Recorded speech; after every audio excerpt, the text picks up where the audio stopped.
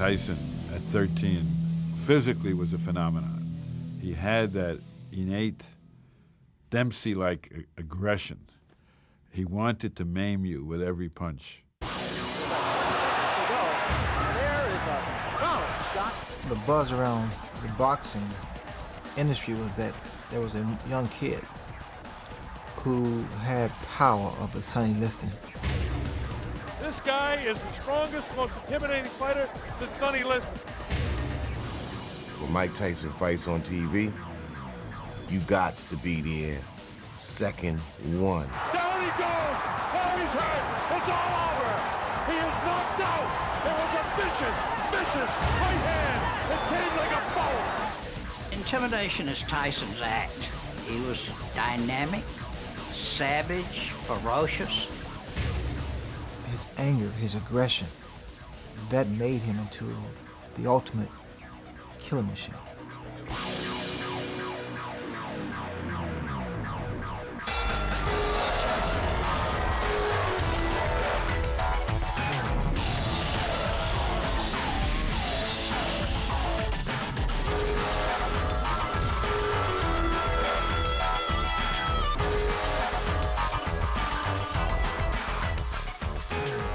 Hi, everybody. I'm Brian Kenny, and welcome to Ringside Mike Tyson here on ESPN Classic.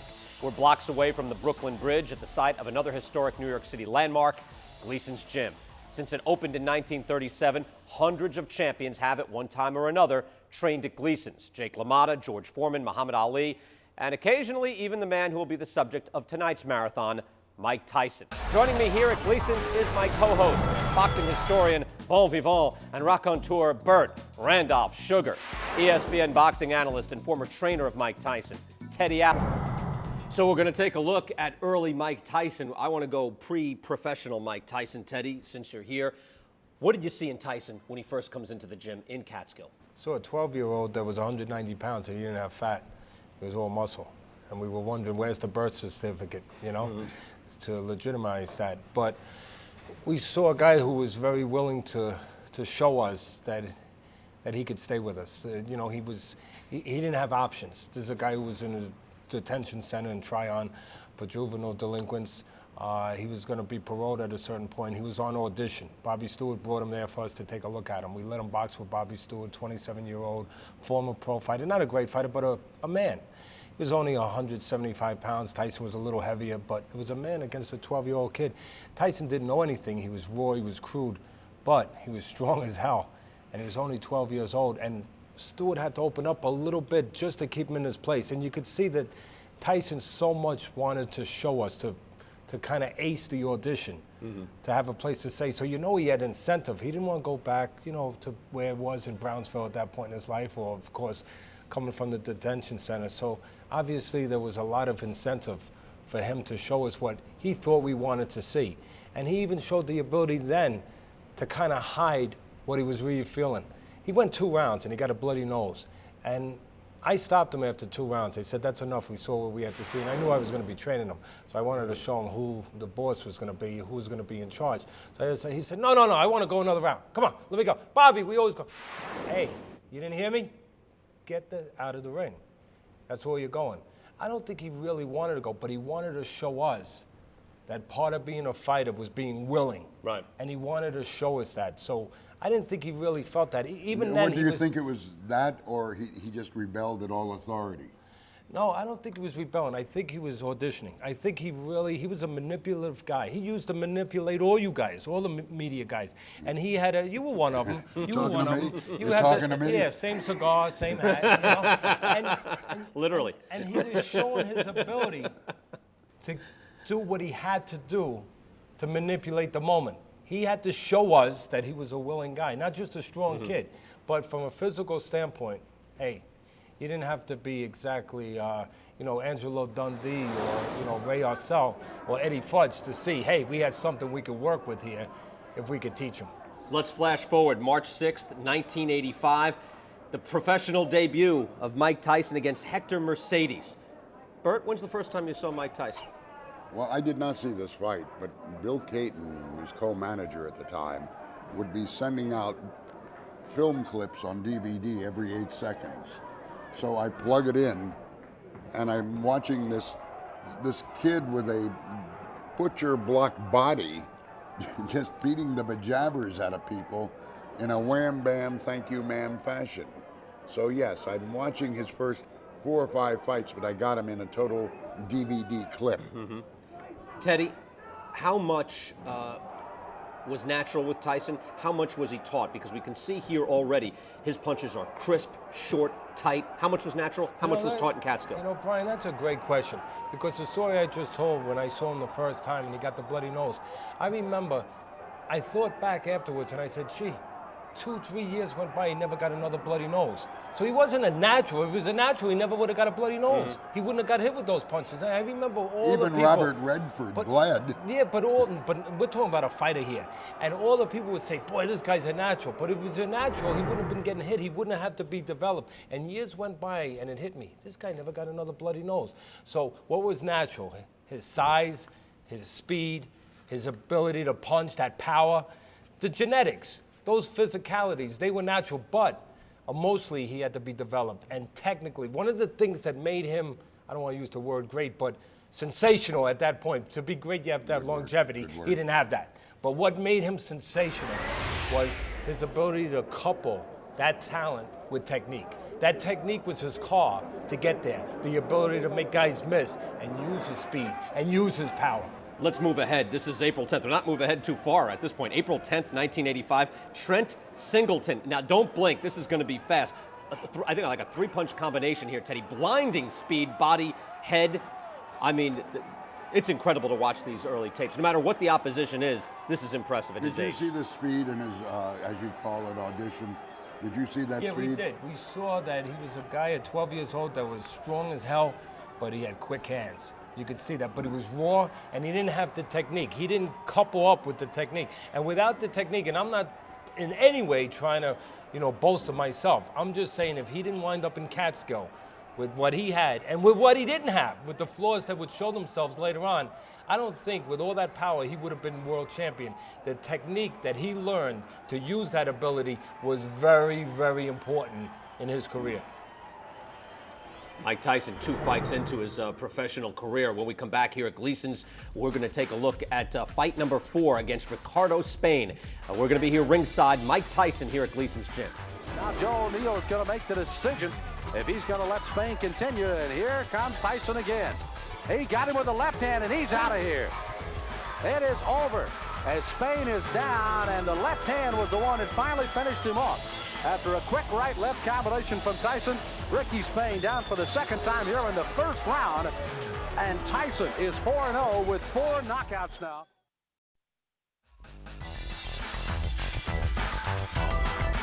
There's a little buzz going around here at Resorts International to find out exactly what Mike Tyson, they call him the baby bull out of the Catskills in New York, can do. He's only 18. He's 3-0 with 3 knockouts. But right now, his challenge will be coming from Ricky Spain. Let's meet him with our ring announcer here again. It's Michael Buffer. And now, ladies and gentlemen, man your battle stations. This bout is in the heavyweight division, scheduled for 6 rounds. The referee for this contest is Joe O'Neill. And now introducing first in the red corner. He's wearing the white trunks with green trim and weighs 217 pounds even. From Catskill, New York, he is undefeated in 3 professional bouts, all victories, all knockouts. Ladies and gentlemen, a big hand for Mike Tyson. And his opponent in the blue corner. He's wearing the black trunks with white stripe and weighs 184 1/4 pounds from Columbus, Ohio. He's also undefeated 7 in a row, 5 by knockout. Ladies and gentlemen, Rick the Ram Spain. Joe O'Neill, the referee, will be the 3rd man in the ring tonight. When you fight in the state of New Jersey, there's a 3 knockdown rule of my discretion. There's a mandatory 8 count, there's a standing 8 count. When I tell you to break, I want you to protect yourself and step back at all times. The bell only saves you the last round. Any questions? Shake hands, come out boxing. Good luck, gentlemen. So is Mike Tyson again. He's only 5'11 and a half at 217. Mike's last fight was a 4-round knockout over Don Haplin, while his opponent in the other corner is Ricky Spain. He, too, went into the 4th round and got a knockout over Steve Allred. That was his first fight, however, in about 3 years. That came on December the 4th. So here he is after a 6-month layoff going against the baby bull and Mike Tyson. And Tyson, with that big, strong arm strength, goes right at Ricky Spain. Mike Tyson, a fine amateur, though. He only had 17 fights, 15 and 2. His only 2 losses. Oh, good right hand. Down goes Spain. Well, right hand is a strong one for Mike Tyson. I asked him what he felt his best punch was, and he said whatever hits him, and his right hand got Spain in a lot of trouble. And now Joe O'Neill is going to make the decision if he's going to let Spain continue. And here comes Tyson again. He got him with the left hand, and he's out of here. It is over as Spain is down, and the left hand was the one that finally finished him off. After a quick right-left combination from Tyson, Ricky Spain down for the 2nd time here in the 1st round. And Tyson is 4-0 with 4 knockouts now. And for Ricky Spain, that is his first professional loss. He is 7-1. What a specimen by Mike Tyson here. He is awesome. We'll see first the right hand that sent Spain down. There it is, off the temple. And that one, it was kind of a delayed reaction, and finally he went down. Tyson has a good right, but he also has a good left hook, which is what he used to knock him down the 2nd time. As you look at that young man, only 18 years old, it's kind of hard to believe because he does have very good hand speed for a heavyweight and lots of power. The 2nd knockdown. This will come via a left hook. That didn't look as powerful as it apparently was because it knocked Spain down.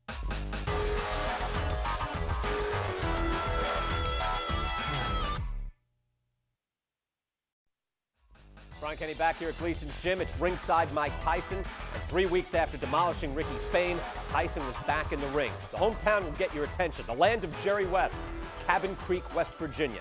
John Alderson was a coal miner who could handle himself, but Tyson was at a different level. Here it is. ESPN broadcast this fight live from Atlantic City, July 11th, 1985. And now, ladies and gentlemen, from the Trump Casino Hotel on the boardwalk in Atlantic City, let's get ready to rumble. This is in the heavyweight division, scheduled for 6 rounds, and something's got to give. They're both undefeated. The referee for this bout is Frank Cappuccino.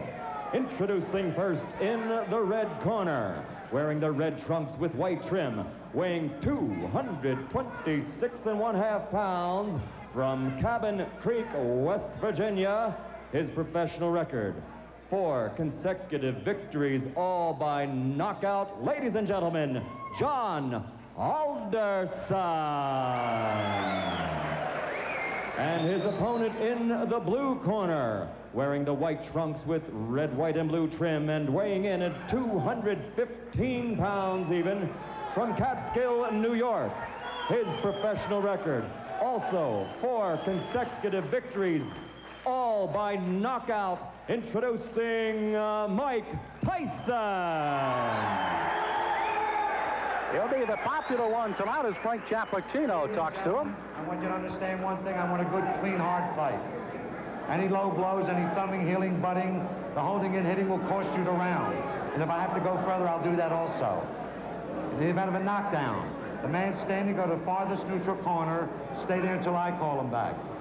Okay? When I say break, I want you to protect yourself at all times, and you step back clean. Both of you understand that. Both of you touch gloves. Good luck. Well, the folks back in West Virginia may not recognize this man without his miner's hat. He's come out of the mines to fight. He won May 31st, a 2nd-round knockout over George Mayweather. And his opponent also with a 1-round, as a matter of fact, 39-second fight against Rick Spain here in Atlantic City on June 20th. That's Tyson. Tyson in the white with the red stripe, solid red trunks. With the white stripe will be John Alderson. Alderson, a tremendous height advantage. Al, how much will that play a factor in tonight's fight? Well, he has got to keep Tyson off him. Use the jab, the straight right hand. And Mike Tyson gets inside very effectively. It's one of the things he does. So, and he'll go to the body once he gets there. So I don't know if the height in itself will be a big edge for Alderson. Alderson said if he does get inside, look for me to tie him up. I'm not going to try to rumble with him in there. I don't blame him. So Frank Cappuccino will have a busy night tonight, and this 6-rounder may not last very long with the kind of shots there. A left hook right to the face that time of Alderson. That was a strange punch, but Tyson is so powerful. No matter how he delivers those punches, they hurt. Boy, every punch Tyson throws is meant to knock you out. Now, as he gets on against tough competition, the question is, when he comes in like this, will he get nailed with counter shots? That's really what Alderson wants to do. Tyson, you heard documented, of course, the young man fighting and fighting very well, amateur 25-2. A boxing historian, reads book after book of boxing and watches all historic films of the greats. He's got an edge. His manager, Jimmy Jacobs, has the largest fight film collection in the world, so he can look at all those. He does look at all the former heavyweight champs. And of course, he's a long way from being that, but he's such raw talent at his age, you can't help but think about it. How much pressure and how much can a 19-year-old take putting the pressure on to be the youngest champion in the world? Well, of course, that's them talking. That's Customato and Tyson making these bold predictions, and they put pressure on themselves. Now, Tyson switches to southpaw. I haven't seen him do that before. Interesting. Lands with a lead left. Alderson is already bleeding from the nose, and I think that was from the very first left hand. Tyson, you can see almost like a bull as he just chases Alderson around the ring. Big John said he had to get off first tonight. He has got to use those long arms to his advantage. He has not been able to do so far in round one. You know, when Tyson switches to southpaw, I think that's the clue for Alderson with that long reach and height to throw the straight right hand. I would just let that punch go. Alderson, a very good amateur record, 154-12. Took 3 years off from boxing, however. Worked in the mines in West Virginia. They started the laying off down there, and he went back into the boxing ring. And here he is at 4-0 with 4 knockouts. And already he's at a rugged first round. For Alderson, I think the key, he has got to throw that jab and follow with the straight right. Has done that only once and did land the right, although it didn't hurt Tyson. There it is. Now that right missed, but if he keeps doing that, he's going to give Mike Tyson something to think about as he comes in. There it is again, and he landed the right. At least to keep him from lunging at him with the big hands that he's throwing so far. That's exactly right, Sam. So the closing seconds of round number one, Mike Tyson, the shorter of the two, against Big John Alderson. Mike Tyson delivers punches often in a very awkward fashion. Look at this left hand. That was a jab, but boy, he was off balance when he threw it. Still had a lot of power against Alderson. This is round number two of a scheduled 6-rounder heavyweights. Mike Tyson in the white trunks, Big John Alderson in the red. Alderson hailing from Cabin Creek, West Virginia, the home of the great basketball player, former Los Angeles Laker Jerry West. Alderson, as a matter of fact, plays basketball and softball just to stay in shape right now. I'd take him as the center of my ball club. Yeah, I think so. Muscle underneath. Now, Tyson, they told him to go to the body, and he's trying to do that in this round. But Mike hasn't been that busy when he gets on the inside. Good uppercut by Tyson. Alderson, you saw there, tried to lead in with a left jab and a right hand, but left himself wide open for the ducking Mike Tyson as he went right underneath. Mike Tyson doesn't wear any socks. I don't remember seeing a fighter in a long time that doesn't wear any socks. Or if he does, they're so short they don't even peek out over his shoes. I don't know what that's apropos of. It's the first time I've ever seen it, and it's kind of odd. Now there's the right. Oh, good countering right hand, and that stunned Alderman. He backs up another right hand, a combination by Tyson, and he goes under attack. On the inside, Tyson is just ferocious. He throws those good, short, quick punches.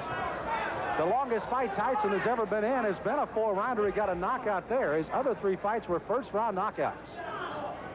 Dan Halpin, I guess, is the only man, and this one may not go much longer, as a crushing right hand sends Alderson down. He's got a terrible cut over the left eye already. Clint Cappuccino right down in his face. He's going to make the count at 8. But that cut just on the outside of the left eye starts to ooze some blood now, and Tyson goes right back in on top of it. Tyson trying for his 5th straight knockout. Alderson weary on his feet, ready to go at any time. He's just trying to survive now. He's got to throw something out, though. He's laying in with Tyson. Frank may stop this fight.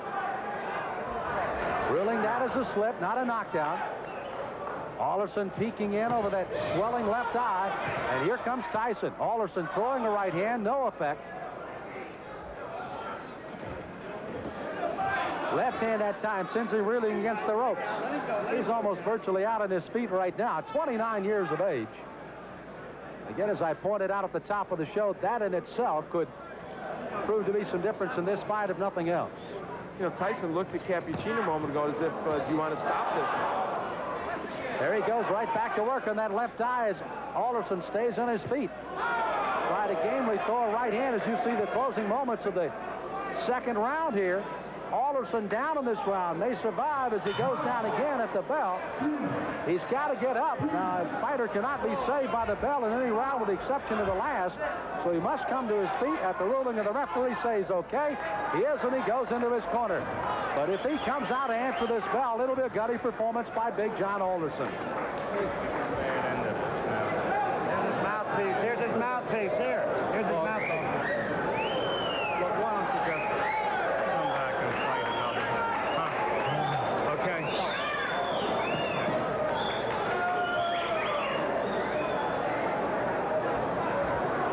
So you heard the suggestion of the doctors leaning in. Why don't you just come back and fight another day? Frank Cappuccino has not given us a word yet that this one is over, but he may very shortly here. John, Church is out. The fight's over. The fight is over, rather interestingly put by Frank Cappuccino, as this one ends officially a TKO in the second round by Mike Tyson. Next up, the hits keep coming. Tyson takes on Michael Johnson in another main event from Atlantic City in 1985. See the teen gladiator take out another heavyweight in one round. Canvas. 23-pound weight advantage, and he put it all there. The right to the head, and it's all over.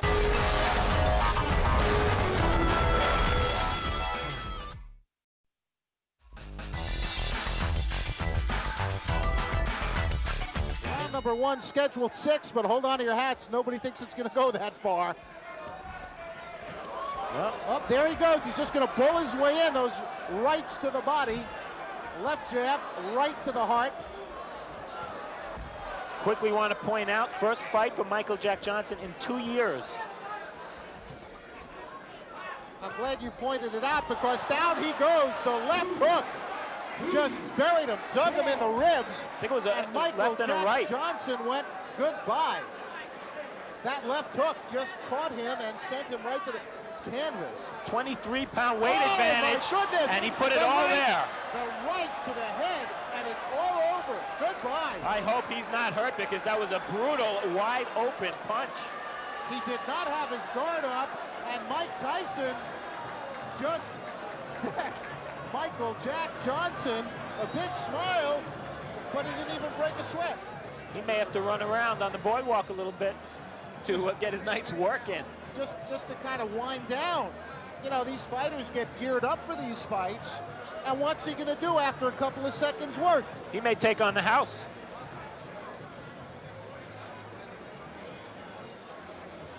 It was a right hand. It was a right hand right there. No, we didn't see it yet. I'm sorry. Here it comes.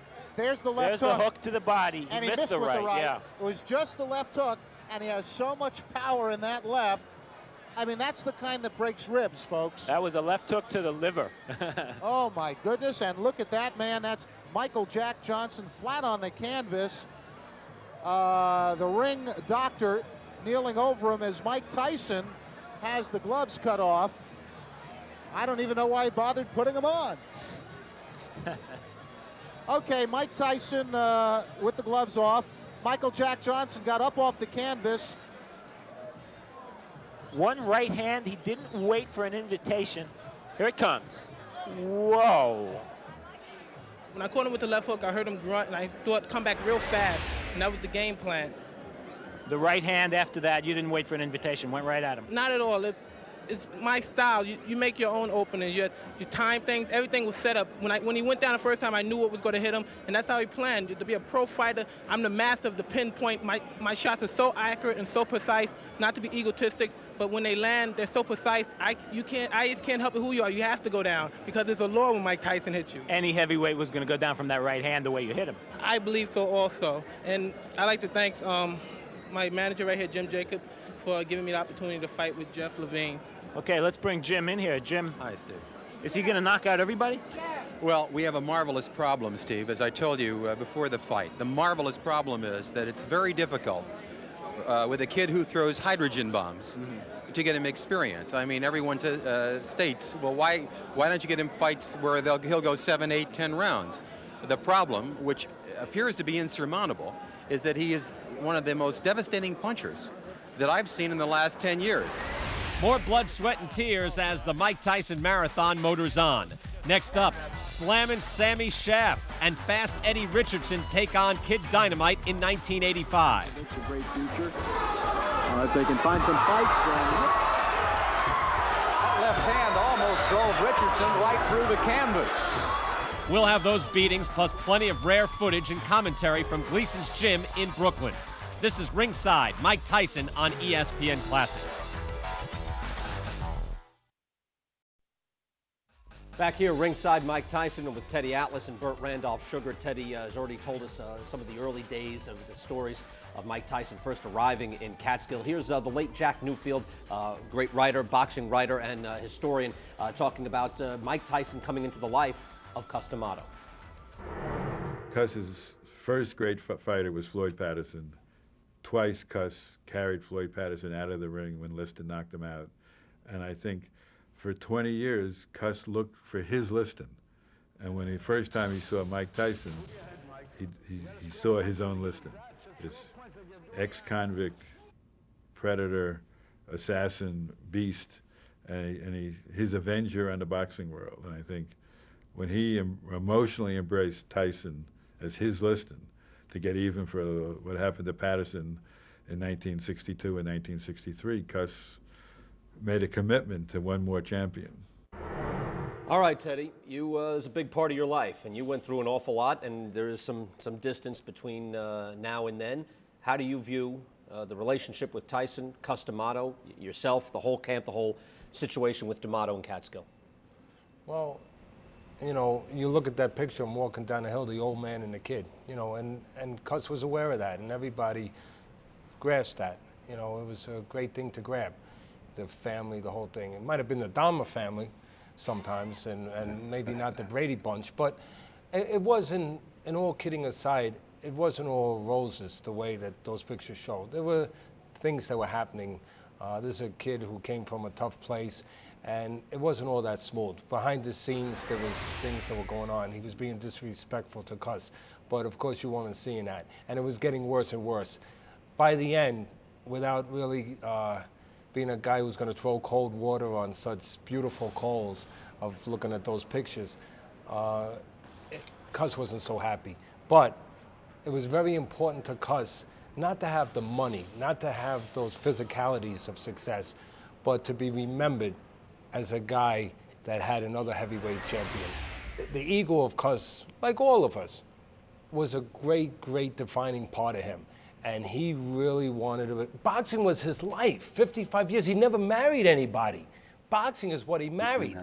And for a guy like that, he can't have children, but he wanted to leave something behind. So what he wanted to leave behind was this. Let me ask you a question. We've deified Cus D'Amato, many writers. Was he to be deified? Didn't he promise when he got Mike under his wing, he would get him a high school education and made certain promises? It's true, that never happened. He got thrown out of high school, you know, and he said that he would get a tutor and he would get a GED. None of those things happened. Look, again, we're not going to go overboard, and Cus had his place. He did a lot of good things. Without Cus, you know, Tyson maybe goes back to jail and never, you know, develops anywhere. I mean, at some point you have to make your choices. At some point you have to become a man, and you have to be identified by some of those choices that you have the ability to make yourself. Cus got him to a certain point. Did Cus let certain things go? Did Cus make some exceptions and compromise himself in some principled ways that he wouldn't have with a guy who couldn't punch as good as Tyson? Yeah, he did. But does that make him a demon? Does that make him, well, no. I didn't say demon, but I think the other side. But he's not what people paint him to be. Yes. He has some clay feet.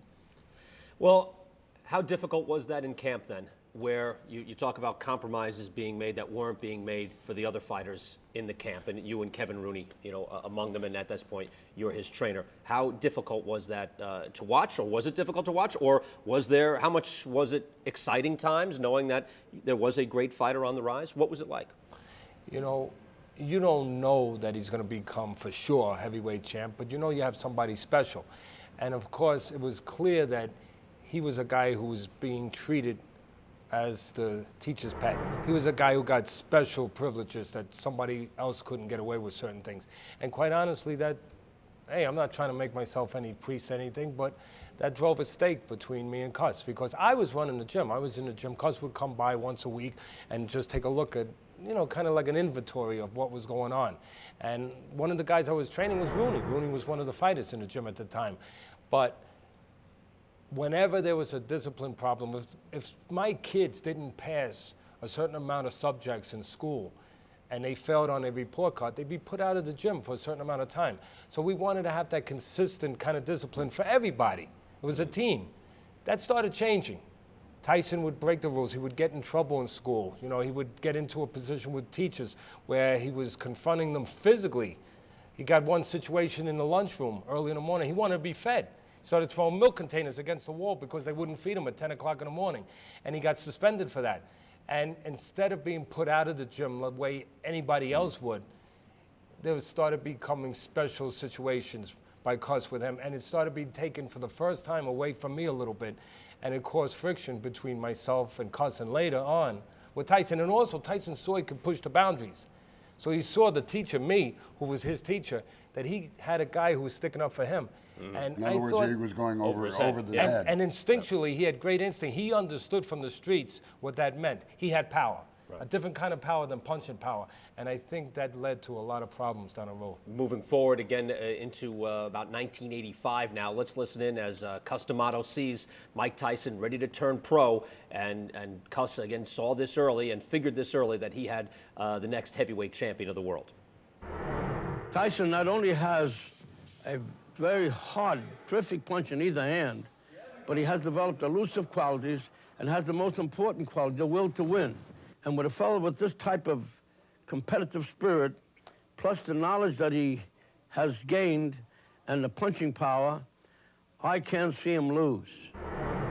Well, Teddy, here's the man that said, and that I've heard it and I use it in my vernacular now, a guy born round, don't die square. What did Cus see when he was looking at Mike Tyson? He saw a kid at 12 years of age who had the physical components to be a terrific fighter. You know, he had strength, he had physicality, he had punching power, he had great speed, and he had urgency. No options. Not everyone wants to be, you know, he didn't want to go back to jail. He didn't want to go back to the streets. Something else I'll say, Teddy, is in the gym, he was the hardest worker in the gym. Was he for you? I mean, when I saw him in there, he looked like he was the hardest working guy. Was that there at one point? He worked very hard. I mean, look, anybody, let's not make this just, you know, selective for Tyson. Anybody who becomes special, gets to the top of their game, works hard. Even if you see him later, like a Joe Willie Namath later on, you know, out on Broadway drinking beers and, you know, shooting down vodka shots. But there was a point, a formative point in their career where they worked harder than anybody. Right. Don't forget that. Tyson worked very hard, and he was a sponge. He wanted to learn everything. You know why? He was scared. He wanted to have, he wanted to have the ability to absorb anything that could help him when he went into those dark shadows of a ring. Teddy, great stuff. We're going to take a break. We're going to come back. Again, more on the early days of Mike Tyson as he begins to storm through the heavyweight division. Tyson comes out with a strong right hand barrage again. This is as bad as I've ever seen Donnie Long look, but give Tyson credit. That's it. Wow. The left hand puts him down.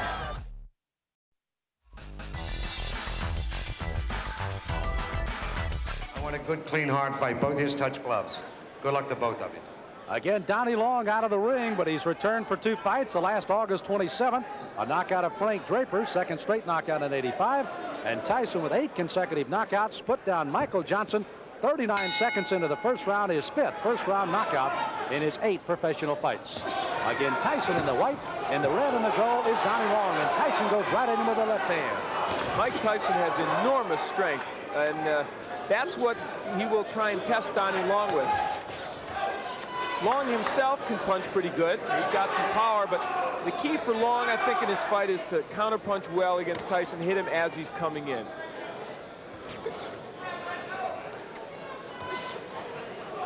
Tyson again, another one of those fresh youngsters, only 19 years of age. Long is 27. Oh, wow. Well, that was quick. Tyson putting him down here early in the first. Frank Cappuccino looking on closely. You see Long holding those gloves up to say he's all right, but is he? Here comes Tyson. Left hand again. Well, he nearly sent Long out of the ring with that left hook. Tyson. Oh, Long is down. Second time. Another knockdown.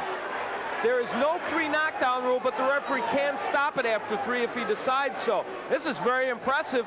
Mike Tyson not expected to come out this strong against Long. 5 of 8 have fallen in the first. Is it 6 of 9 as Tyson comes out with a strong right-hand barrage again? This is as bad as I've ever seen Donnie Long look, but give Tyson credit. That's it. Wow. The left hand puts him down. He collapses, and this one is over as the doctors rush into the ring. Make no mistake about it. That was a good performance. Not just because of what he did, as you look at Donnie Long and he's talking to the doctor, we certainly hope he's okay, but because he did it against a fighter who, even though he's not what he was 2 years ago, is still should be more than a journeyman heavyweight. Introducing the principals. First, in the blue corner, wearing the white trunks with the blue trim. He tipped in at 224 1/4 pounds. This gentleman hails from the boxing capital of the world of Atlantic City, New Jersey. Ladies and gentlemen, let's welcome aboard Big Bob Coley.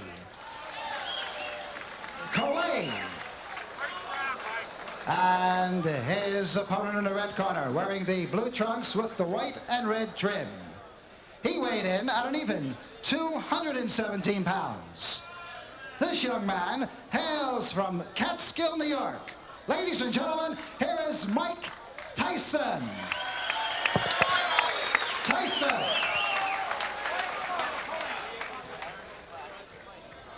Mike, Bobby, you got your instructions in the dressing room. I want you to obey my rules at all, my commands at all times. That understood?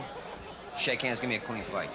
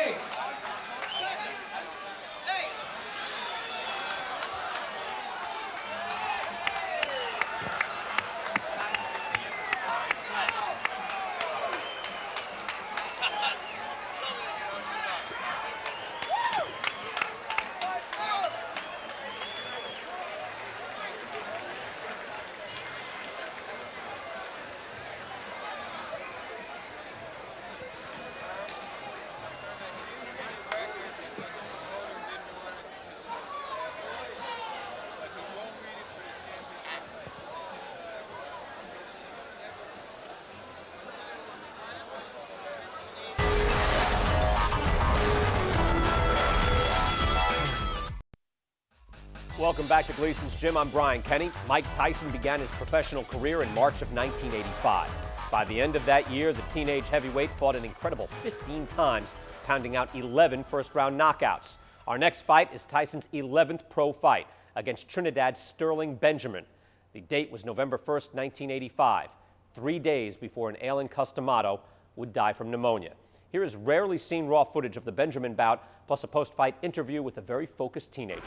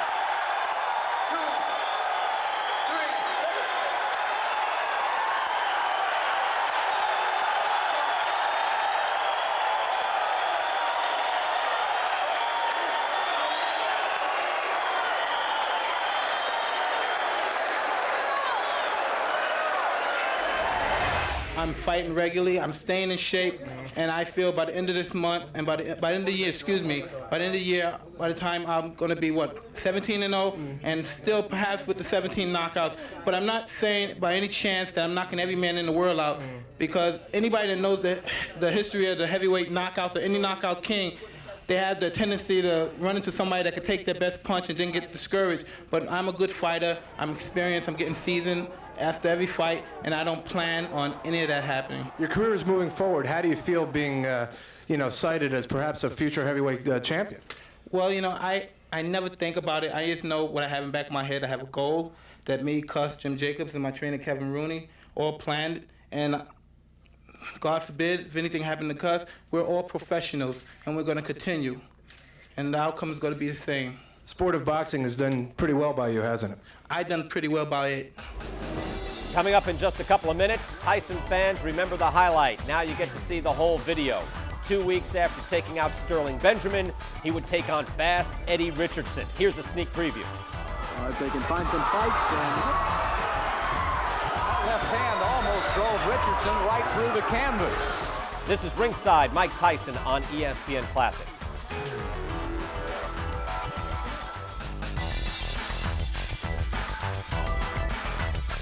Ladies and gentlemen, from the Big Apple of New York City, Mike Tyson.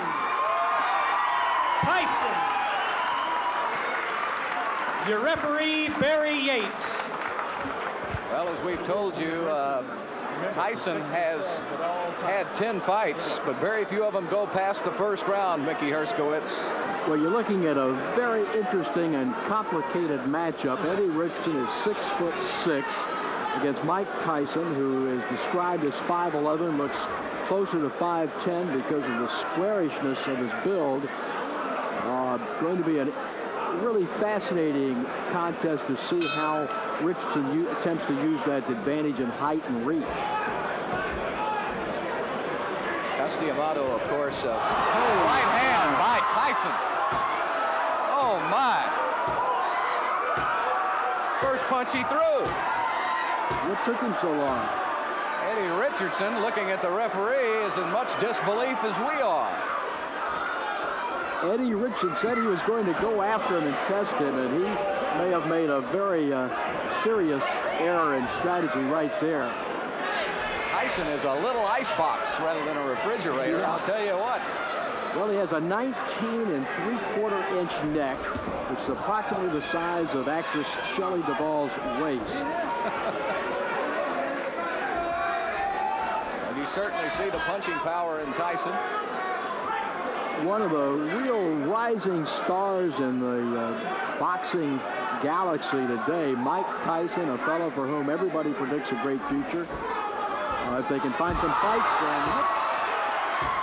That left hand almost drove Richardson right through the canvas. He not only knocked him down, but he absolutely carried him through the air. And it's over. I see right now a major flaw and problem in Mike Tyson's career, and that's going to be to have a fight that lasts long enough to get some good footage on it. I'm telling you what, it's hard to do. Mike Tyson, without a doubt, one of the bright stars in the heavyweight picture, now goes to 11-0 with 11 knockouts. It was the first punch thrown in the fight. There you see Eddie Richardson. Wow, it just turned his head around on his neck, and Richardson looks up and goes, I can't believe it. And now the knockout. A left hook, a la Frazier, and down goes Richardson. And you know, he throws it from the same crouch Frazier does. And of course, Smokey Joe is the fighter to whom Tyson has been most compared. Tyson, very gallantly, gentlemanly, coming over to check the condition of his opponent. He went over and picked Richardson up after they counted him out. You know, Billy, it's a real challenge to try to remember fighters at this stage, 19 years old, that pack the power this young kid does. Marciano, I don't know. It would really be yeah, I would have to go back to Marciano, and then, of course, he was a little older than that, Mickey. It's hard to imagine. Henry Tillman defeated Tyson twice in the amateur ranks. And in the Olympic trials. In the Olympic trials, and Tillman, I don't think he wants any part of Tyson anymore. Let's go up to ring announcer Gordon Wood for the official decision. Ladies and gentlemen, referee Barry Yates counts out the Southern boxing champion Eddie Richardson in 1-1-7 of the first round. The winner, and now 12-0, not 11-0, 12-0, 12 straight knockouts, Mike Tyson. All right, next up, Tyson takes on Slammin' Sammy Schaff, a very big man and a very big mismatch. This is the one that left Schaff with an awful broken nose, one where even Tyson wanted him saved. You're watching Ringside Mike Tyson here on ESPN Classic from Gleason's Gym in Brooklyn. Brian Kenny, Bert Sugar back here in Gleason's Gym. We pick up on the Mike Tyson story. December 1985, Tyson's 14th fight as a professional, 14th fight that year as well, Bert. This is after the death of Customato. Mike Tyson back in the ring against Sammy Schaff. It wouldn't take too long. Tyson more frightening than ever. Let's watch. 10 rounds in the blue corner from Raceland, Kentucky, wearing black and green trunks, weighing 250 pounds, with a record of 13-6, 11 by KOs, Slammin' Sammy Schaff.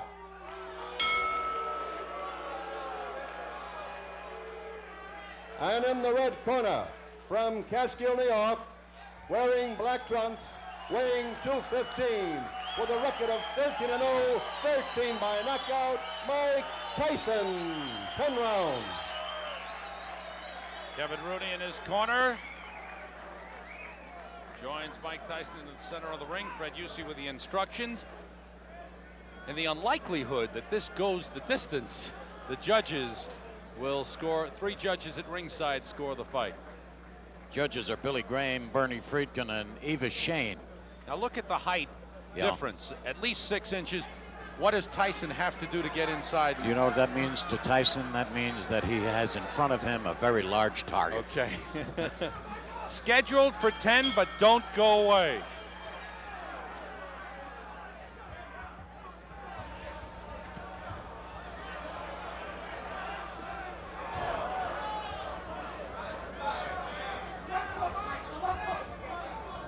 Tyson already coming in, got in a short left hook. There's the big left hook, and that rocked Sammy Schaff early. It sure did. There's a right hand. He's going to work. Wobbly. He's taking his time. He's pinpointing his punches. He's not over anxious. That's the first punch he's missed so far.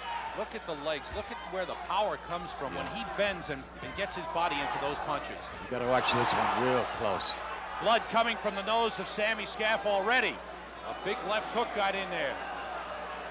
He might have broken his nose already. That's right. It looks bad. Schaff is on the run. Blood just pouring down from the nose of Sammy Schaff.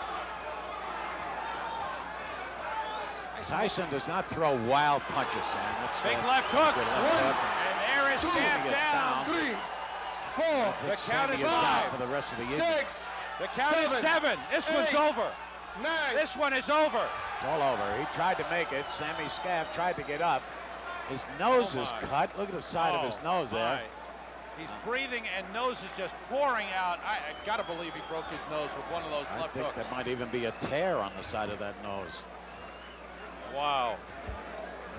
Well, he gave everybody what they expected. He didn't keep them long, I'll tell you that, Sam. Everybody who came early, our first fight of the evening is the Tyson fight, and he didn't keep them. Ooh, yeah, we don't like to see that even years later, Bert. You've seen some bleeders in your day. You've seen things like that? Maybe with Chuck Wepner, better known as the Bayonne Bleeder. Most of his fights were sponsored by the Red Cross. You had Vito Anafermo, of course. Right. You had one fighter I loved when Don Dumphy was doing the Gillette Cavalcade of Sports back in the 50s and early 60s. He had a fighter fighting named Mike Hallisey.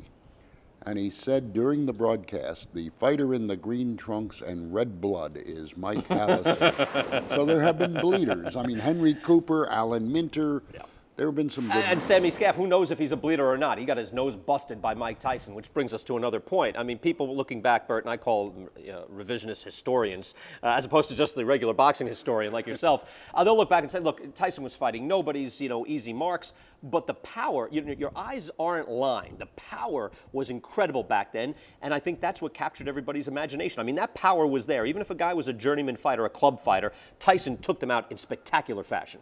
Oh, it was wham, bam, thank you, ma'am. It really was.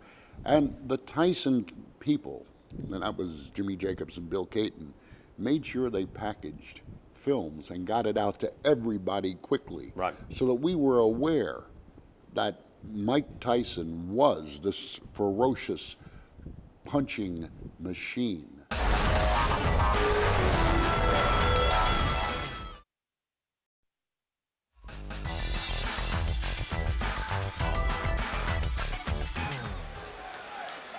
Ladies and gentlemen, this is the fight you have been waiting for, the co-main event. 10 rounds of boxing in the heavyweight division. Introducing to you in the red corner, from Charlotte, North Carolina, wearing blue trunks with gold trim, weighing in at 206 3/4 pounds with a professional record of 12 wins, 4 losses. 8 of those wins by knockout, Mark Young. And in the blue corner,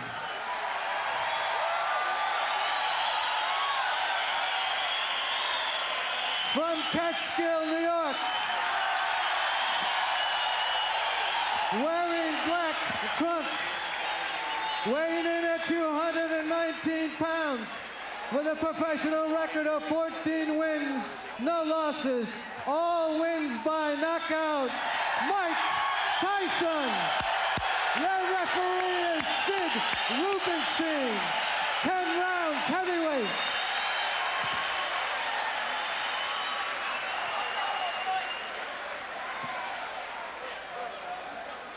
The fighters getting their instructions. There again you see the records. Mike Tyson from nearby Catskill, undefeated.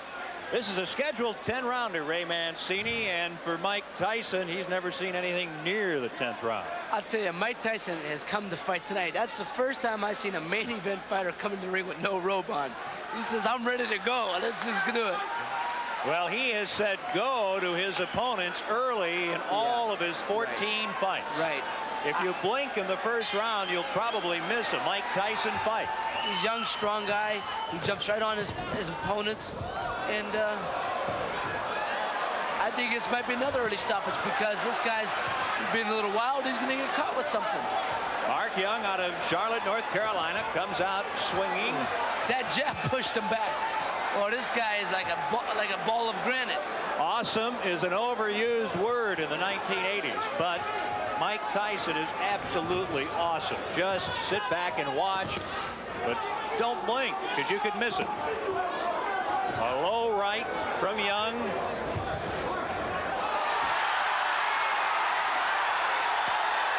And down goes Mark Young. A breeze. That's it. A little phantom. He's gone. It's over. First round. Mike Tyson of Catskill, New York. I'd like to see that one myself. Is 15-0. I would like to see it also. It was on the opposite side of the ring. And well, we said if you blink, you could miss it. Young had taken a punch from Tyson, and then all of a sudden, Young went flying to the canvas. And a happy Mike Tyson, the heavyweight, highly publicized, highly thought of, now 15-0 and a typical finish early. You know, Ken, the fans here can't be disappointed. They've had a good night of boxing. I've always said, if you get a main event, you got to support it with a good semifinal. They saw a great fight against Rosario Montoya. Mike Tyson comes out, wins one round. They're very happy because the homeboy won, and they've been treated to a good night of boxing. How good is Mike Tyson? Like I said, he's as good as the people he's fighting, and as good as he wants to be. He has all it takes. And what I always say, what it takes is what you have on the inside. He has all the qualities, all the attributes to make it to the top. But I think they got to start giving him something to fight. I mean, he's had several one-round opponents. Sure, he is strong. He's jumping on guys, catching them early. But he's got, you know, he's not fighting all world beaters. Here it is. Tyson in the darker trunks lands a left. Watch closely now.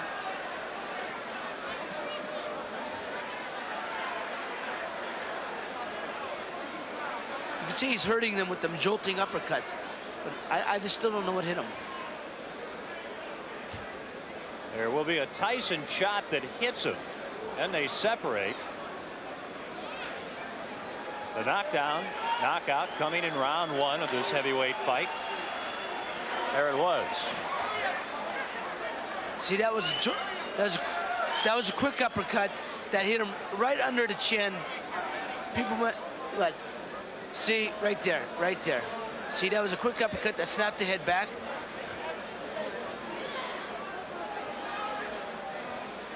Young, by the way, is up now. Mark Young of Charlotte, North Carolina, whose record is 12-5-1 now. The loser, he is up, he is fine.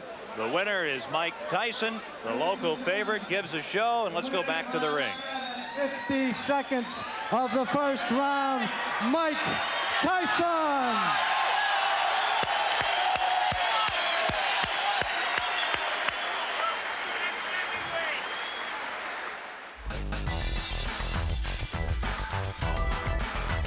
First in the blue corner, wearing the green trunks with the white trim.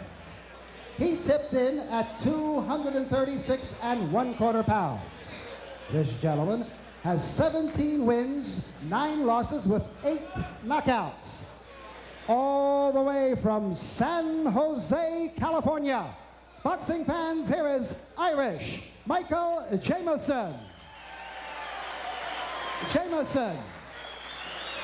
And his opponent in the red corner, wearing the solid black trunks.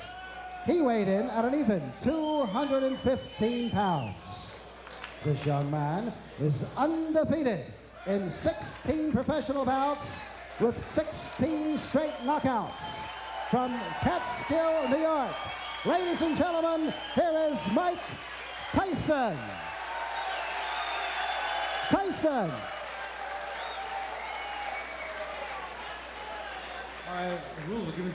Tyson only 19. Jamieson, the veteran, a huge height and weight advantage and a 2-inch reach advantage for Jamieson.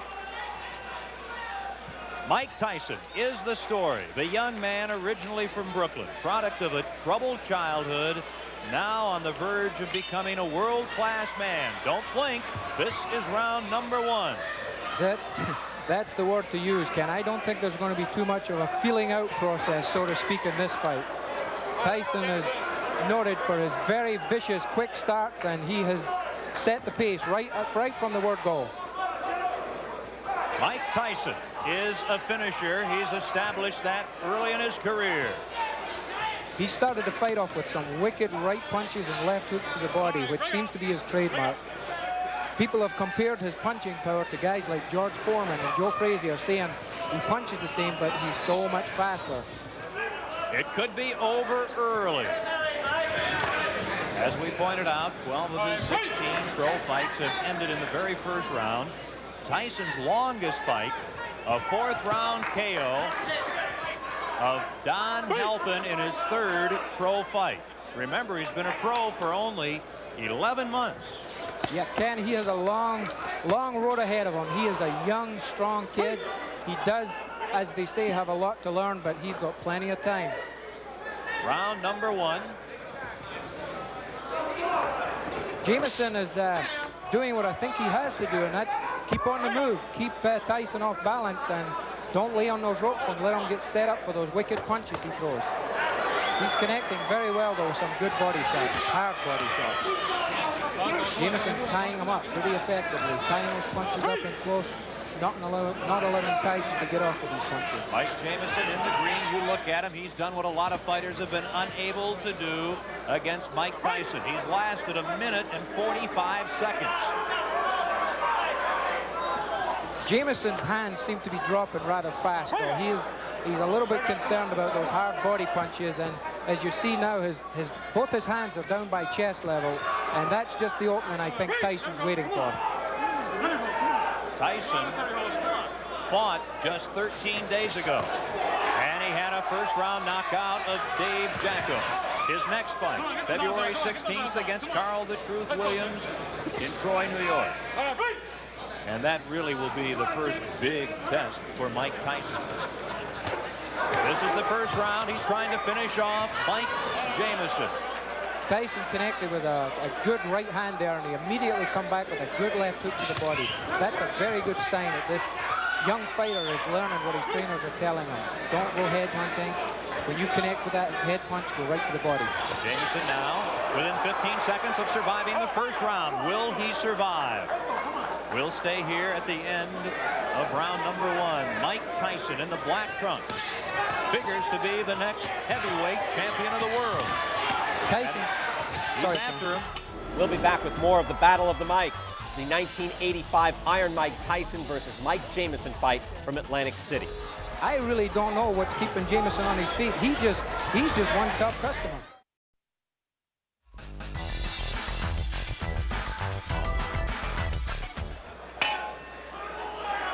Set now for round number 2. Mike Tyson takes a quick left from Jamieson. Yeah, Jamieson, I think his corners told him, hey man, you've got the reach, why don't you use it? Get that left jab out and keep this little guy off you. Here comes Tyson. Jamieson battling back right above us here in Atlantic City. Ooh, a right connects to Tyson. One thing about Tyson, he has really not been tested in his career.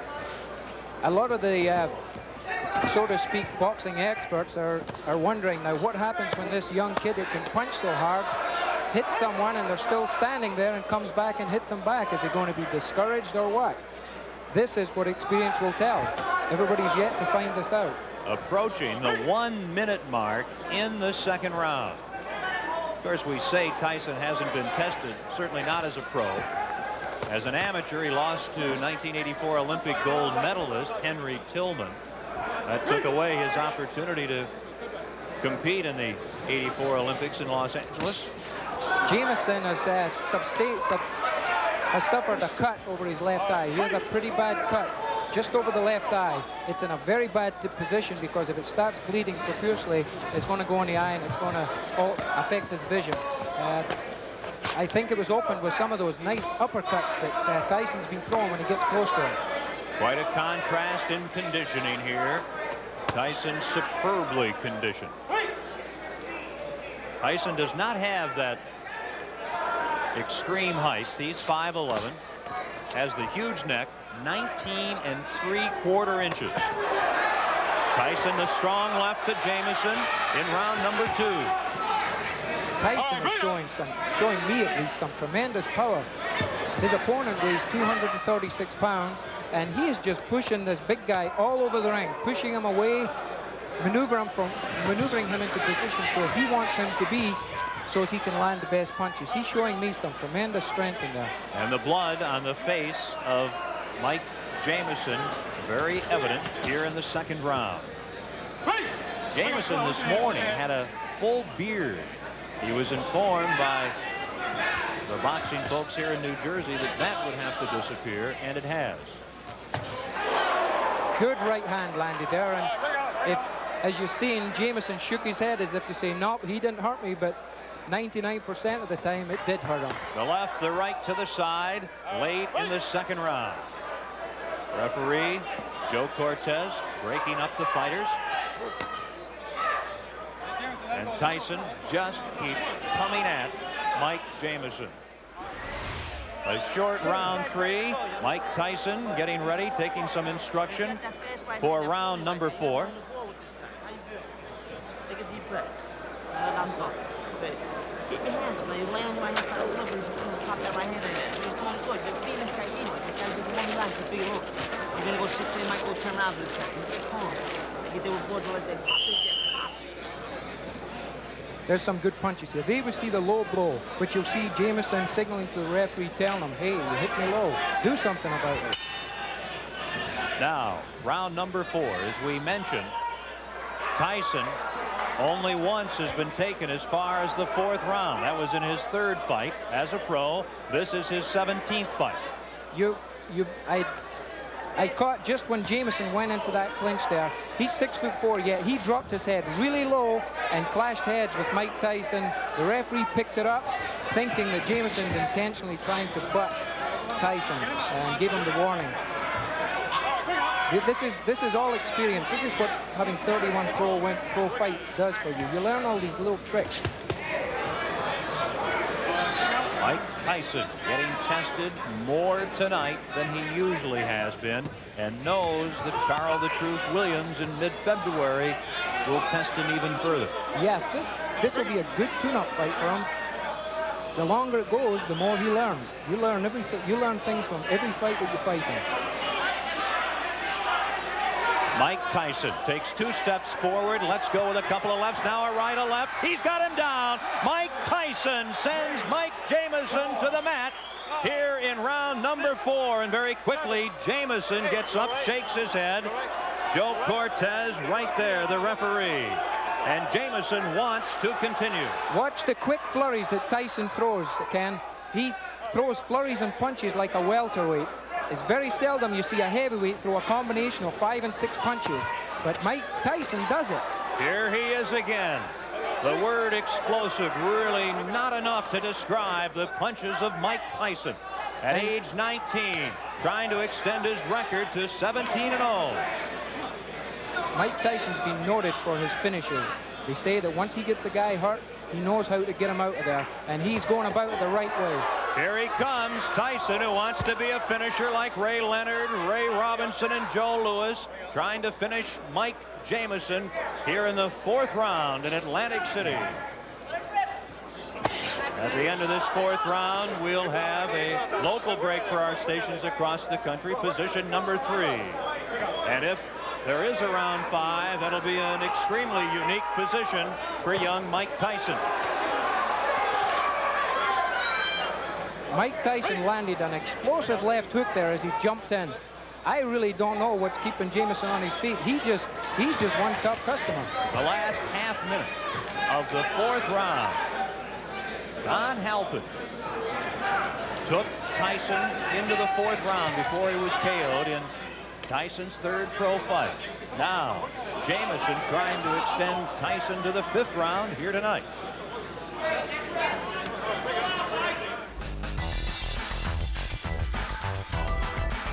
Here we have the knockdown, Ken. You see the explosive punches he throws. A flurry. 1, 2, 3, 4, 5, 6, 7 or 8 punches. You don't see that in heavyweight divisions.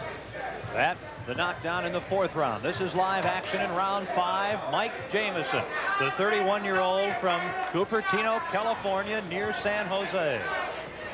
Mike Tyson, Sports Illustrated cover boy, trying to end it here in round number 5.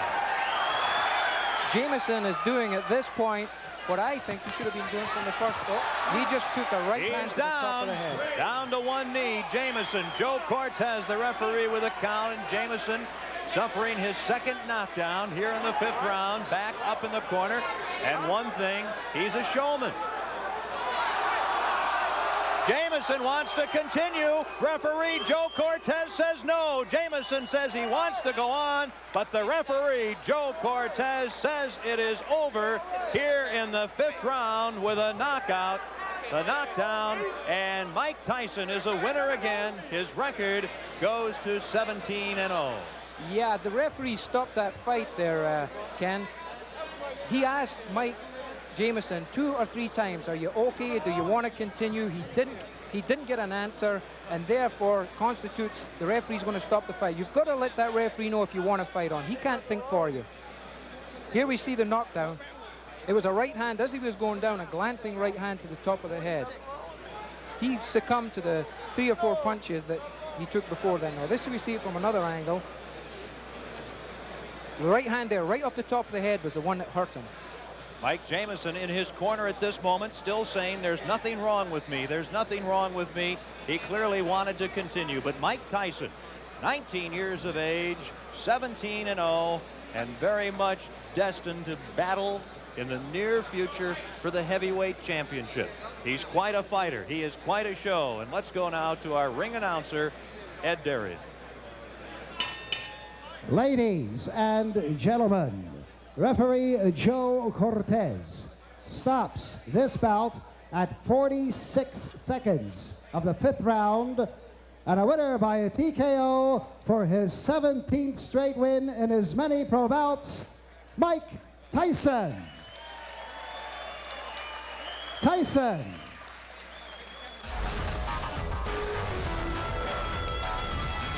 Thanks everybody for watching. We're watching ESPN Classic Ringside with Mike Tyson.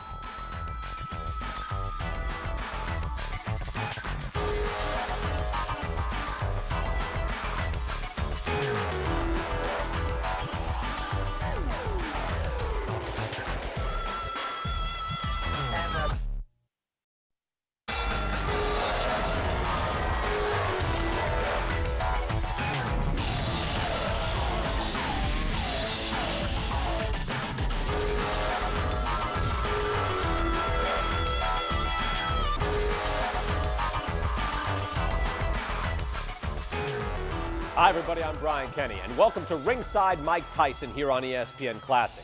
We're blocks away from the Brooklyn Bridge at the site of another historic New York City landmark, Gleason's Gym. Since it opened in 1937, hundreds of champions have at one time or another trained at Gleason's. Jake LaMotta, George Foreman, Muhammad Ali, and occasionally even the man who will be the subject of tonight's marathon, Mike Tyson.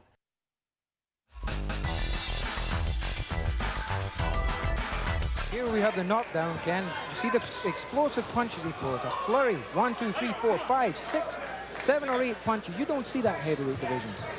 That, the knockdown in the 4th round. This is live action in round 5. Mike Jamison, the 31-year-old from Cupertino, California, near San Jose. Mike Tyson, Sports Illustrated cover boy, trying to end it here in round number 5. Jamison is doing at this point what I think he should have been doing from the first. Oh, he just took a right hand to the top of the head. Down to one knee, Jamison. Joe Cortez, the referee, with a count, and Jamison suffering his 2nd knockdown here in the 5th round, back up in the corner. And one thing, he's a showman. Jamison wants to continue. Referee Joe Cortez says no. Jamison says he wants to go on, but the referee Joe Cortez says it is over here in the 5th round with a knockout. The knockdown, and Mike Tyson is a winner again. His record goes to 17-0. Yeah, the referee stopped that fight there, Ken. He asked Mike Jamison 2 or 3 times, are you okay? Do you want to continue? He didn't get an answer, and therefore constitutes the referee's going to stop the fight. You've got to let that referee know if you want to fight on. He can't think for you. Here we see the knockdown. It was a right hand as he was going down, a glancing right hand to the top of the head. He succumbed to the 3 or 4 punches that he took before then. Now this we see it from another angle. The right hand there, right off the top of the head, was the one that hurt him. Mike Jamison in his corner at this moment, still saying there's nothing wrong with me. There's nothing wrong with me. He clearly wanted to continue. But Mike Tyson, 19 years of age, 17-0, and very much destined to battle in the near future for the heavyweight championship. He's quite a fighter. He is quite a show. And let's go now to our ring announcer, Ed Darian.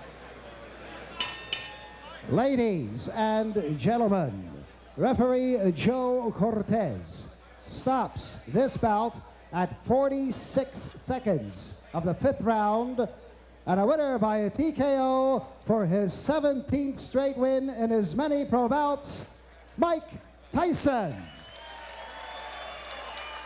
Tyson. The winner tonight in Atlantic City in the 5th round, Mike Tyson. You finally got stretched to the 5th round.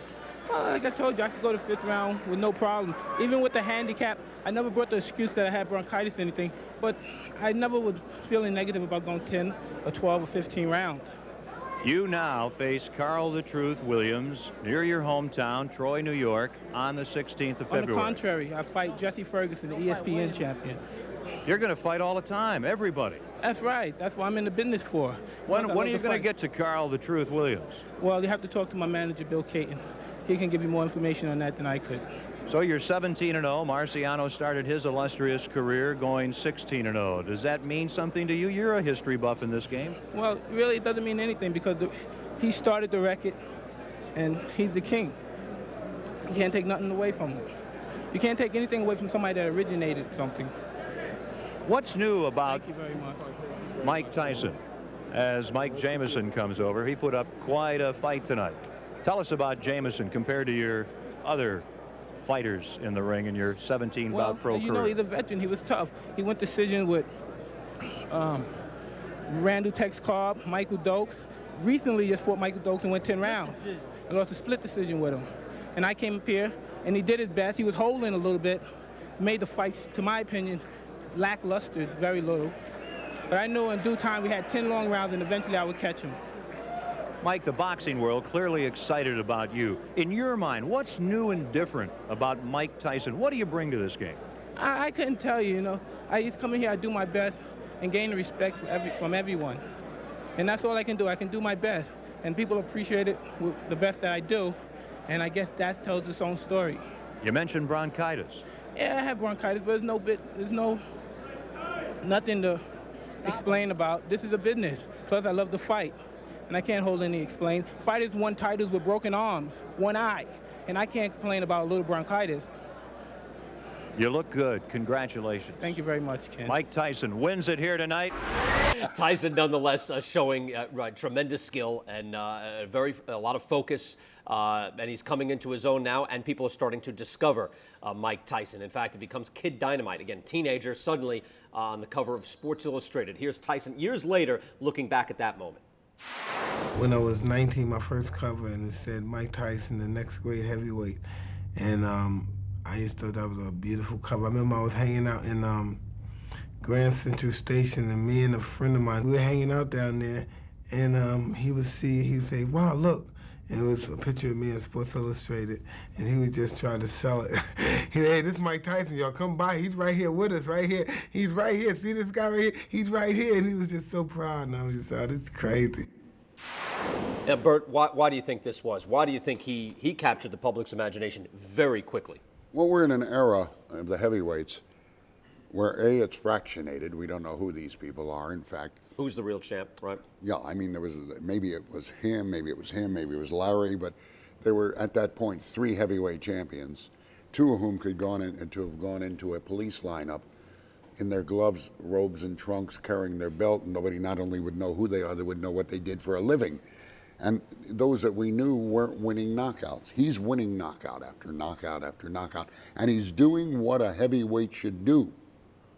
A heavyweight does not win decisions like the heavyweight division has been treated or untreated to. He wins by knockout, and here he is. He's capturing our attention, our fancy. He is maybe the coming of the heavyweight division, his era. We're going to take a look at much more of Mike Tyson coming up. Again, Jesse Ferguson is on the way, a bit more of a test and a real showcase on national television. We're back at Gleason's Gym and back with more Mike Tyson here on ESPN Classic.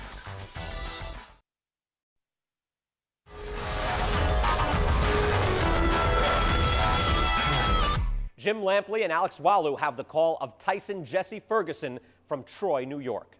This is the field house on the campus of Rensselaer Polytechnic Institute in Troy, New York. Most frequently in the sports spotlight as home of the team which won college hockey's national championship last year. But today, an exciting venue for the professional network television debut of one of the most intriguing heavyweight boxing prospects to emerge in recent years. His name is Mike Tyson. He's 19 years old, lives and trains here in upstate New York, and after 17 straight knockouts, he's ready to take on his toughest professional opponent so far. 28-year-old Jesse Thunder Ferguson, with 14 wins, only 1 loss, has a chance to greatly improve his future prospects in the heavyweight division if and only if he can somehow get by the challenge which faces him here. Mike Tyson is not yet ranked as a top 10 contender, but already boxing enthusiasts are charting his path toward a title fight. the unique public response which accompanies the arrival of extraordinary punching power. 17 victories, a total of less than 1 hour in the ring. His opponents victimized by the left hook, the right cross, the uppercut, even by body punches.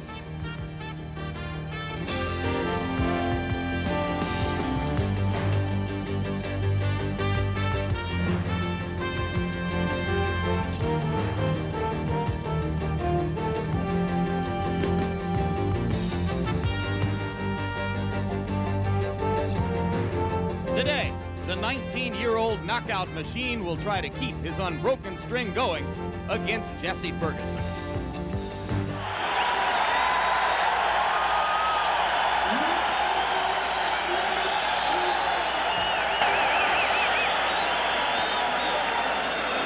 You wonder what pressure, if any, Tyson experiences at this stage of his career. He has recently been on the cover of national magazines, notably Sports Illustrated and The Ring magazine, a feature in People magazine. At 19 years of age, he has reached a level of eminence previously reserved in recent years only for Olympic gold medalists who came into the sport. He did not win an Olympic gold medal. In fact, he lost in the Olympic trials to Henry Tillman. But of course, professional boxing, an entirely different prospect than amateur boxing, and it has been kind to Mike Tyson. Here we go. He is a fast starter. One thing we should mention, Jimmy, before the action heats up too much, is this is a 16-foot ring, very much to Tyson's liking. Starting out, going to the body. A couple of those punches appeared low. In the Carl Williams fight, we saw Jesse Ferguson go into the corner and onto the ropes and then counter with left hooks off the ropes.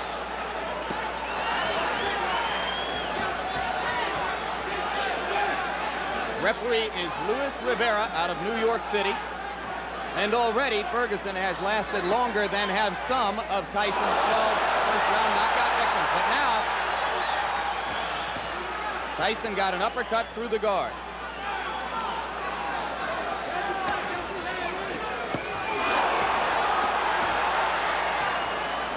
A major league body puncher. One of the things that distinguishes him, even in the amateurs, Mike Tyson can throw great body shots.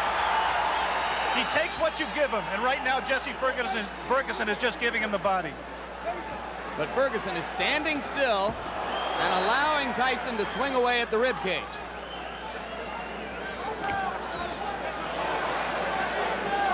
We saw a few seconds ago one of the things that makes Tyson so special. He threw a tremendous left hook, missed with it, and didn't go off balance. Always in position to punch. First sign of aggression from Ferguson there, but he went back into the shell. If form holds true, Jesse Ferguson at some point in that strategy of laying on the ropes will come out firing with the left hook. And if he does, and if he connects with Tyson's chin, we may have one of the questions that surrounds Mike Tyson's career answered. Come on, step back. Come on, look at this. Come on.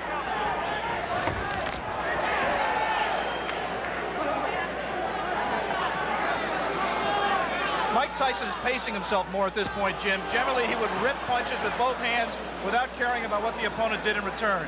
He has some respect for Jesse Ferguson's power. He is not letting his hands go with the speed and consistency that he did in his first 17 fights.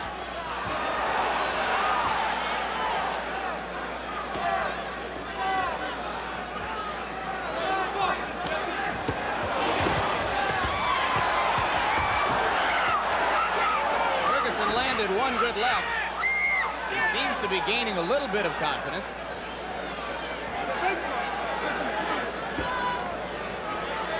"15 seconds to go in the round. Ferguson about to become the 6th of Mike Tyson's 18 opponents to make it through round 1. We'll be back.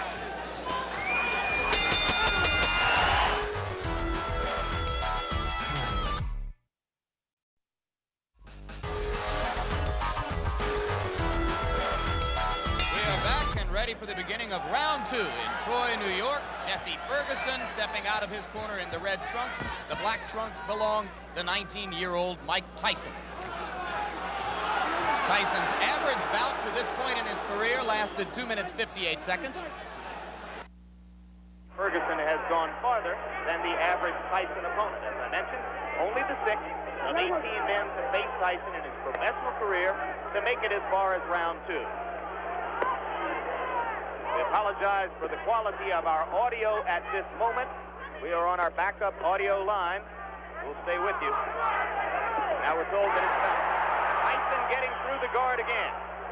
And in that one brief combination, you saw the speed of Mike Tyson, the thing that makes him special. Not just power, but he really gets the punch there quickly.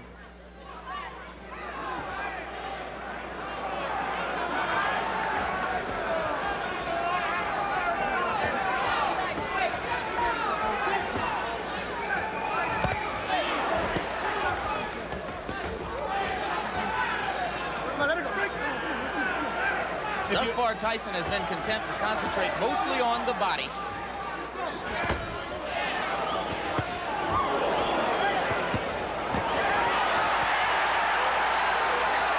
hurt Ferguson a little bit with one of those body shots, Jim.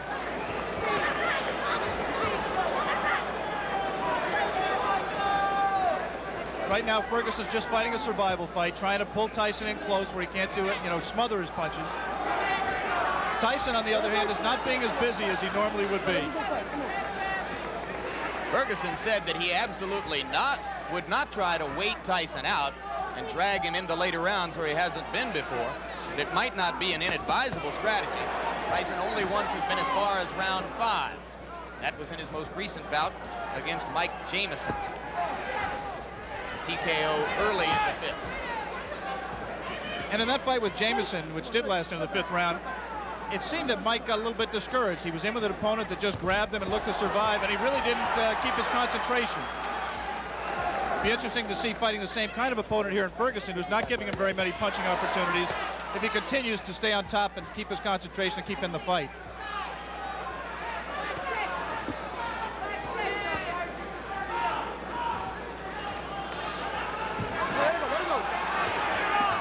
Okay. You see that both fighters like to crouch over and get low as they deliver their punches. Their heads are going to be very close together through much of this action.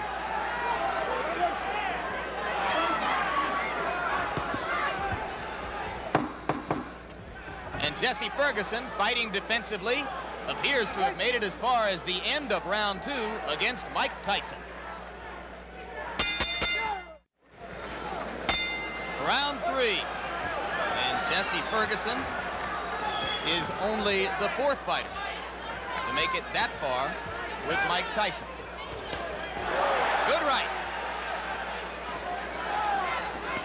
We saw Ferguson recoil to the ropes, but that time Tyson did not attempt to follow up.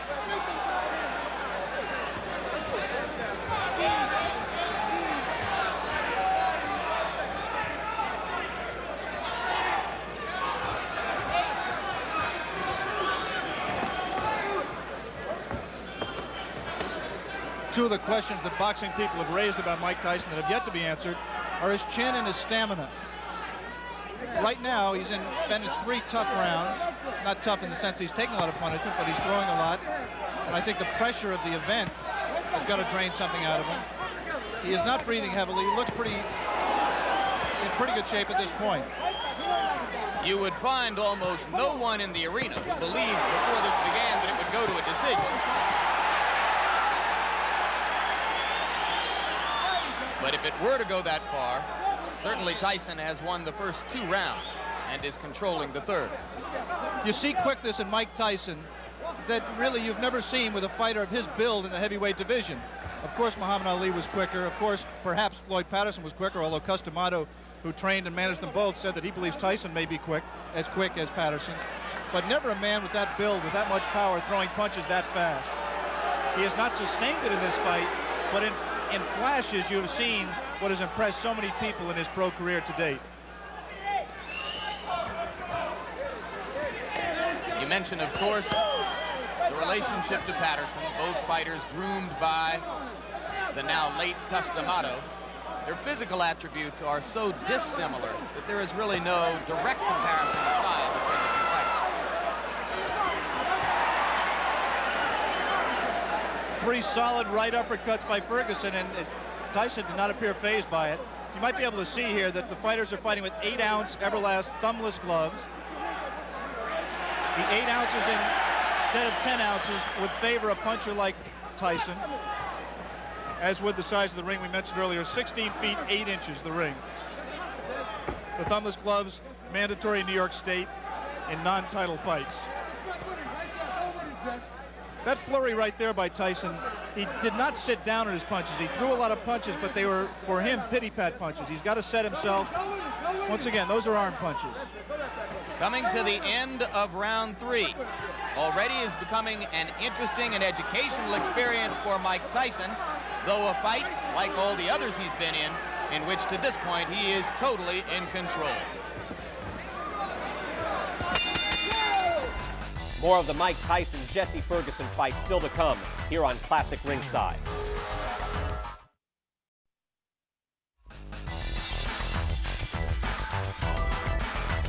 Round 4, and Jesse Ferguson now joins 2 fighters, one named Don Halpin, another named Mike Jamison, as the only 2 men to have made it this far in the professional ranks in the ring with Mike Tyson. In case you have joined us late, the man in the black trunks is the young phenomenon of the heavyweight division, 19-year-old Michael Tyson, originally from Brooklyn, New York, now lives in Catskill, New York. 17 straight knockouts, 12 of them first-round knockouts, coming into this, his toughest test so far. A few moments ago, Jesse Ferguson looked over to referee Louis Rivera for some help. He just got hit a low blow, as he has been hit a few during this fight. His problem is his trunks are slipping down below his protector. Now Jesse appears to want to say something to Tyson about the low blows. And the referee warns him not to headbutt Tyson.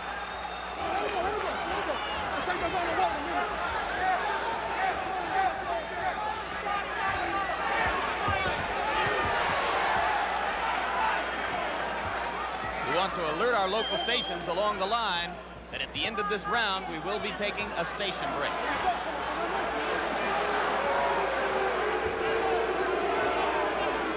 Crowd beginning to get restless.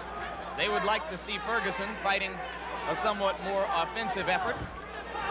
Though so far, I have to think he's shown some intelligence, Alex. Well, he's fought to survive and not to win. He just threw one of the very infrequent left hooks that we touted and has, in fact, been his trademark through his career. He hasn't let the punch go because he's been safety-minded throughout this fight to date. He may be just pacing himself, trying to wait until Tyson tires himself out from all of these home run punches he's throwing, and then looking to come on in the late rounds. Jim Lapley with Alex Wallow. Ringside, ABC Sports live from Troy, New York. Scheduled 10-round heavyweight fight between Mike Tyson and Jesse Ferguson. Tyson in the black trunks, Ferguson in the red. And coming into this round, Tyson has won all 3 previous rounds with almost dead certainty. If there is such a thing as dead certainty in the scoring of a boxing match. And you're here to tell us there isn't, I'm sure.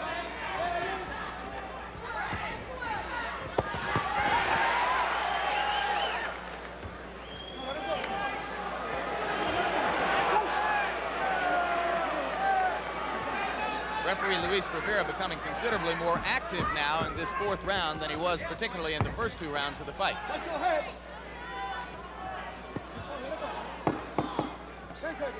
This was the least active round of the fight. We'll be back from Troy, New York after this message from your local stations.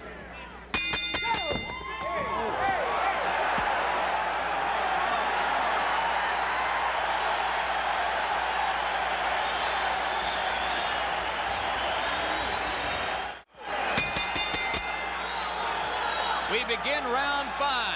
You were with us at the end of round 4. You saw that immediately following the bell, Mike Tyson delivered a right-hand shot to the body of Jesse Ferguson. Ferguson was quite angry about it. Some of you may have seen Ferguson's cornermen jumping into the ring to keep him away from unnecessary extracurricular activity. Whatever the reason, Ferguson has come out more aggressively in round 5 than at any previous time in the fight. Beginning to throw that left. Mike Tyson has not thrown a punch in this round thus far. Ferguson's done all the punching, not much scoring, but he has kept Tyson at bay. The soon as Tyson moves in, he doesn't come in firing. He just stepped in and put his head on Ferguson's shoulder, and Ferguson accepted the clinch until Luis Rivera broke them. 3 weeks ago, Tyson scored a TKO over a fighter named Mike Jamison at 46 seconds of the 5th round in Atlantic City. As of right now, Jesse Ferguson has lasted longer in the ring with the professional Mike Tyson than any of his 17 previous pro opponents. So Ferguson has at least that distinction to carry with him as he attempts to gain confidence as the bout goes on. It's difficult to judge the motivation of a fighter, but I would say that Mike Tyson is trying to do 2 things here. One, he's trying to pace himself. I think he has some questions about his stamina, and he's trying to get some questions answered here as well. And the second thing he's trying to do is be careful not to get in the way of one of Jesse Ferguson's left hooks. I think he respects Ferguson, and he's just not going to come in firing, leaving himself open as he was able to do against lesser opponents.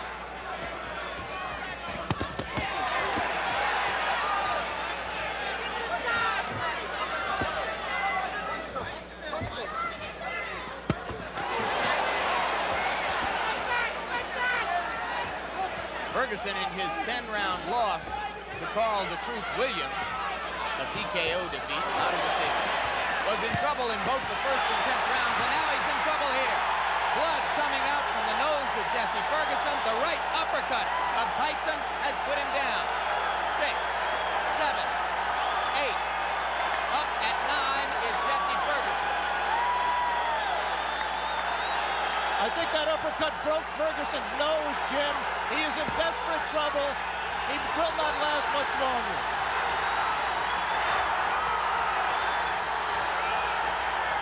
Rivera almost stopped it there. Mike Tyson's known as a great finisher. Let's see how he does with Ferguson.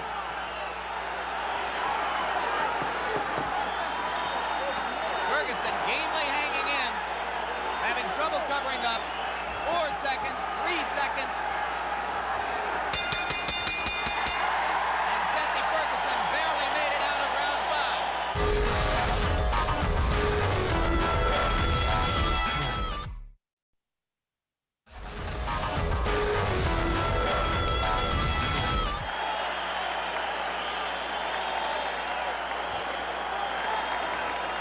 Crowd is very excited. Blood was spattered around the ring. As I think you're absolutely right, Alex. It appeared that the nose of Jesse Ferguson was broken by the brilliant uppercut. Another look. Tyson punching from very close quarters. The obvious punch right here is the uppercut. He turns around, digs right to the body, and then comes straight up with the right uppercut. Tyson has a tendency to turn left-handed. He turned left-handed to land that combination and dropped Ferguson, and I think really just accelerated the pace of the fight, turned the tide, and I don't see how Ferguson can fight much longer in that condition. Obviously, the length of time that Mike Tyson went did not tire him out. He was still crisp with his punches, picked his shot, found his opening, came straight up the middle, and landed a devastating right hand. Beginning of round 6. First time as a professional Tyson's ever been in this round. Ferguson trying to jab.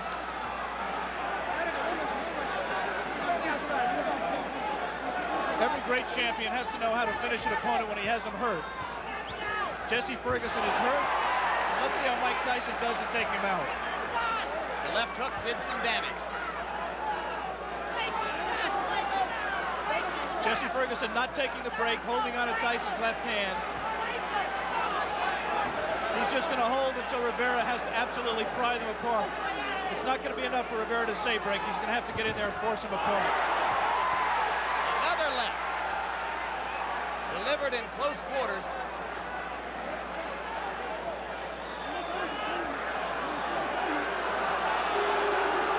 See, Ferguson just is not listening to Rivera at all. He's just going to continue to hold until he just physically forces him out. Can't say I blame him. The only thing Rivera can do is what he just did. Give him a warning. And take points away if he continues to do it. Tyson's making a mistake by letting himself get this close to Ferguson. He must maintain a little bit of distance so that he's going to take a point. He's disqualifying him. He disqualified Jesse Ferguson. clinching and refusing to break when ordered. He had warned him earlier in this round. Jesse Ferguson refused to break. The referee, Louis Rivera, disqualified him. And ironically, that breaks Mike Tyson's KO string. That will go down in the books as a win disqualification. It will not be his 18th straight knockout. One of the dubious distinctions of the year. Jesse Ferguson becomes the first of Mike Tyson's 18 professional opponents not to suffer a knockout, and he did it by almost forcing the referee, Luis Rivera, to disqualify him. 1 minute and 19 seconds of the 6th round. And Mike Tyson's string goes to 18-0, and you saw the explosive punching power, which has made him the talk of the heavyweight division. Let's bring in Mike Tyson right now at this moment. And you can see there the young man who has succeeded once again. Mike, you had to go as far as the 6th round, farther than you have been before as a professional. Were there some moments of frustration during the fight for you? Because, you know, I never get frustrated because I know we have a 10-round limit. And the crop of heavyweights nowadays having a little difficulty going the full 10 rounds. And the way they have it planned in their mind to beat me is to jab, pot shot, and grab me. But it's 10 rounds, and eventually I'm going to catch them. Did you approach this fight with a little bit more respect for Ferguson physically, the left hook, than you might have brought into your previous bouts? Not at all. I was just a little leery because of the lack of experience, but I was surely comfortable when the fight was over. When I came out the ring, I was going to be the winner. Okay, Alex, we saw once again a sensational performance by Mike Tyson, breaking Jesse Ferguson's nose. What do you have to ask the young man? Well, I'm just impressed, Michael, that you don't appear winded at all, that you appear to keep your poise, you paced yourself, and you showed that those critics who say, A, that you may have chin problems, and B, you may have stamina problems, you answered those critics to an extent today against a quality opponent. Well, only thing, I can't change any opinions. I just have to continue fighting and have to change their opinions on themselves. After seeing this performance, perhaps they still have doubts. But eventually, as I go successfully defeating all the contenders and perhaps the champion in the nearby future, then I will have to quiet all doubt. But then still we have a little doubters then.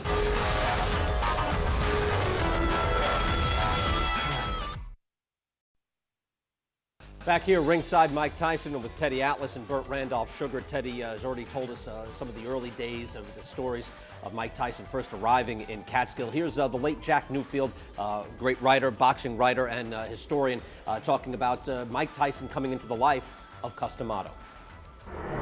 Cus's first great fighter was Floyd Patterson. Twice Cus carried Floyd Patterson out of the ring when Liston knocked him out. And I think for 20 years, Cus looked for his Liston. And when the first time he saw Mike Tyson, he saw his own Liston. This ex-convict, predator, assassin, beast, and his avenger on the boxing world. And I think when he emotionally embraced Tyson as his Liston to get even for what happened to Patterson in 1962 and 1963, Cus made a commitment to one more champion. All right, Teddy, you was a big part of your life, and you went through an awful lot, and there is some distance between now and then. How do you view the relationship with Tyson, Cus D'Amato, yourself, the whole camp, the whole situation with D'Amato and Catskill?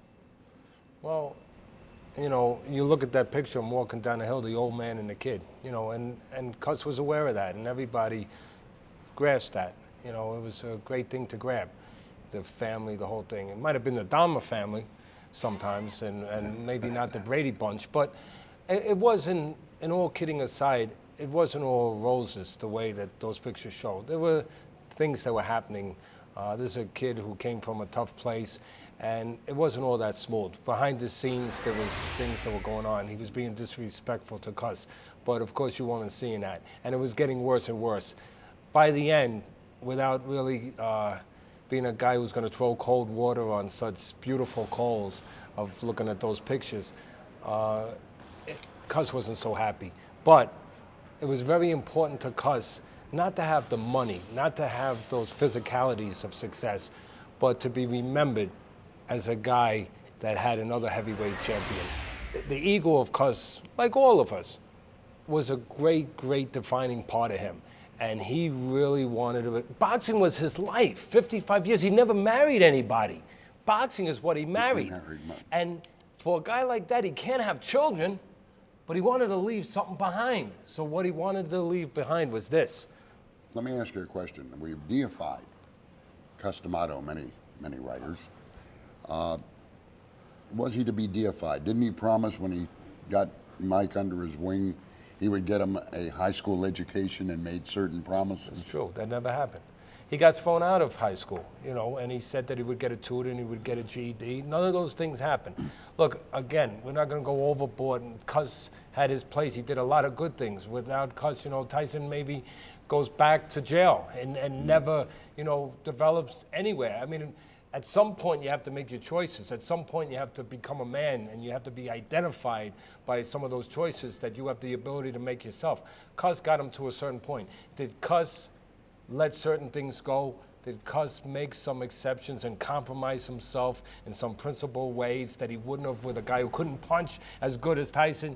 Yeah, he did. But does that make him a demon? Does that make him? Well, no. I didn't say demon, but I think the other side. But he's not what people paint him to be. Yes. He has some clay feet.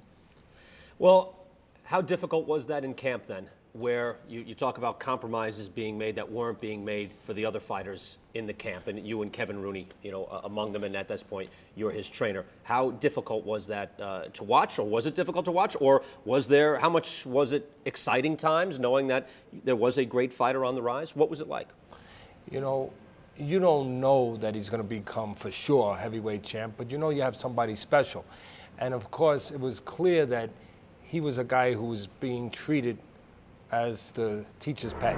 He was a guy who got special privileges that somebody else couldn't get away with certain things. And quite honestly, hey, I'm not trying to make myself any priest or anything, but that drove a stake between me and Cus, because I was running the gym. I was in the gym. Cus would come by once a week and just take a look at, you know, kind of like an inventory of what was going on. And one of the guys I was training was Rooney. Rooney was one of the fighters in the gym at the time. But whenever there was a discipline problem, if my kids didn't pass a certain amount of subjects in school and they failed on a report card, they'd be put out of the gym for a certain amount of time. So we wanted to have that consistent kind of discipline for everybody. It was a team. That started changing. Tyson would break the rules. He would get in trouble in school. You know, he would get into a position with teachers where he was confronting them physically. He got one situation in the lunchroom early in the morning. He wanted to be fed. He started throwing milk containers against the wall because they wouldn't feed him at 10 o'clock in the morning. And he got suspended for that. And instead of being put out of the gym the way anybody else would, there started becoming special situations by Cus with him. And it started being taken for the first time away from me a little bit. And it caused friction between myself and Cus, and later on with Tyson. And also, Tyson saw he could push the boundaries. So he saw the teacher, me, who was his teacher, that he had a guy who was sticking up for him. And in other words, he was going over the head. And instinctually, he had great instinct. He understood from the streets what that meant. He had power, a different kind of power than punching power. And I think that led to a lot of problems down the road. Moving forward again into about 1985 now, let's listen in as Cus D'Amato sees Mike Tyson ready to turn pro, and Cus again saw this early and figured this early that he had the next heavyweight champion of the world. Tyson not only has a very hard, terrific punch in either hand, but he has developed elusive qualities and has the most important quality, the will to win. And with a fellow with this type of competitive spirit, plus the knowledge that he has gained and the punching power, I can't see him lose. Well, Teddy, here's the man that said, and that I've heard it and I use it in my vernacular now, a guy born round, don't die square. What did Cus see when he was looking at Mike Tyson?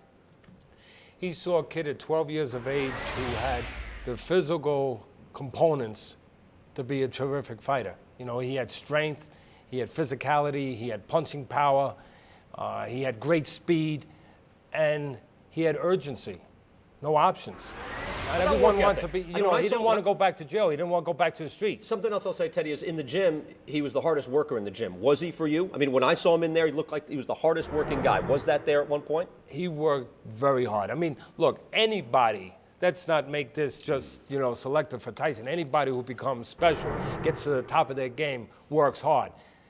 Even if you see him later, like a Joe Willie Namath later on, out on Broadway drinking beers and, shooting down vodka shots. But there was a formative point in their career where they worked harder than anybody. Right. Don't forget that. Tyson worked very hard, and he was a sponge. He wanted to learn everything. You know why? He was scared. He wanted to have the ability to absorb anything that could help him when he went into those dark shadows of a ring. Eddie, great stuff. We're going to take a break. We're going to come back. Again, more on the early days of Mike Tyson as he begins to storm through the heavyweight division. More of the Mike Tyson engine of destruction rolling on. Next up, another frightening assault as journeyman Steve Zalski becomes roadkill. With about 20 seconds to go, and there is a strong shot.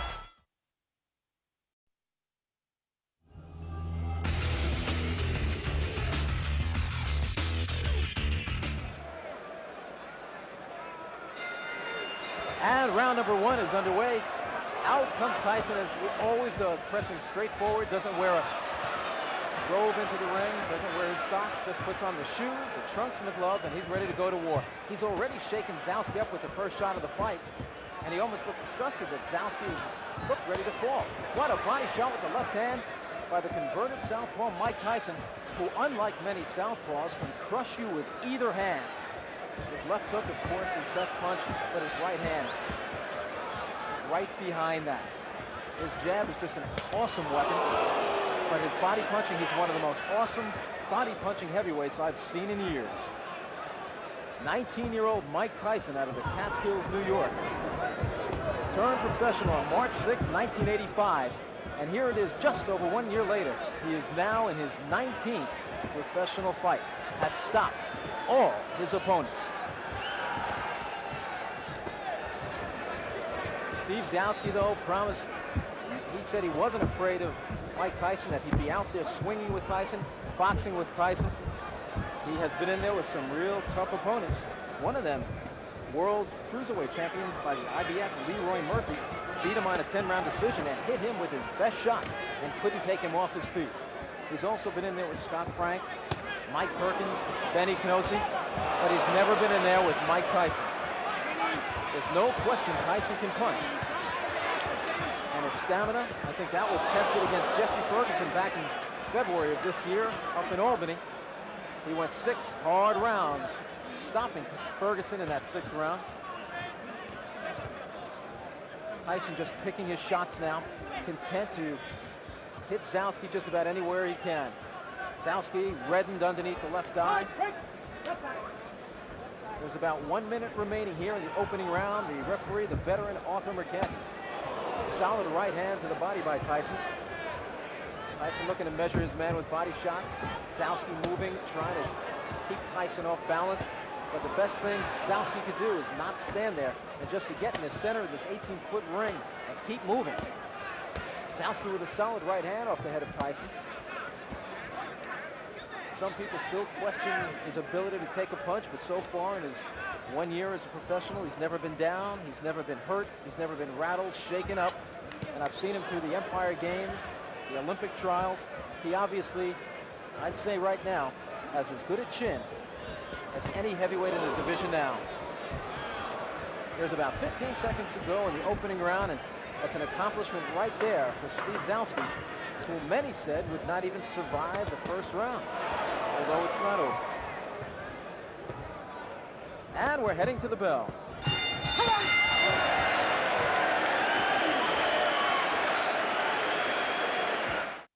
Steve Zalski, who's actually having, I can't believe he's having his fun in there, but he looked up at the round card girl and smiled.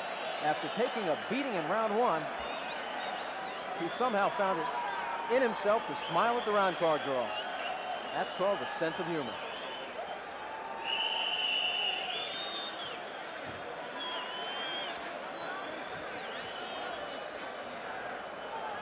And we're getting set for round number 2. Arthur Mercant says, okay, guys, wait in your corner. There's the bell. And Mercant held up the proceedings for a moment while the round card girl was still stepping down. Tyson comes out, as always, trying to make every shot count. Everyone is a grenade. In this building, in 1976, took place the Joe Frazier, George Foreman rematch. The results just about the same as their first fight, with Foreman winning on a TKO. Zalski doing what he can to survive, keeping those hands high. He's sacrificing the body by protecting the head every time he puts his hands up high. Tyson moves in and smacks it. That time was a short left hook to the head. Zalski took it well. His legs, though, are doing a Mr. Bojangles. He's in trouble against the ropes, and that's one place you don't want to be against the slugger, young Mike Tyson, who has 12 first-round knockouts to his credit. Today, he weighed in at 220.5 pounds. Zalski was 210. A swelling around the left eye of Steve Zalski, who is now taking the best Tyson has to offer. And you know that this guy is going to feel it after the fight. But unlike many of Tyson's opponents who come to grab and wrestle and just try to survive, Zalski is in there, as we say, like a man, taking his lumps. And I do mean his lumps. He is getting red everywhere Tyson is hitting him. He's red on the left side from the body shots. He's red on the right side. His face is reddened. His left eye is swollen.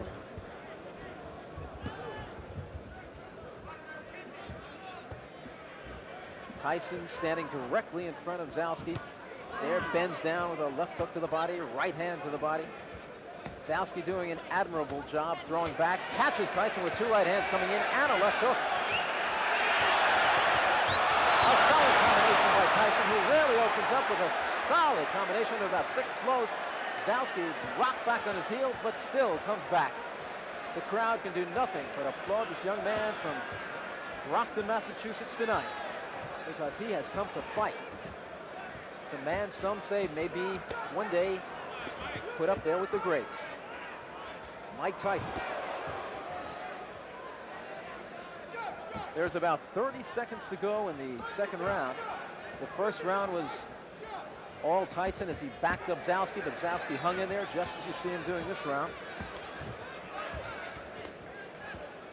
The scoring here in New York, done on a round system. There's no standing 8 count.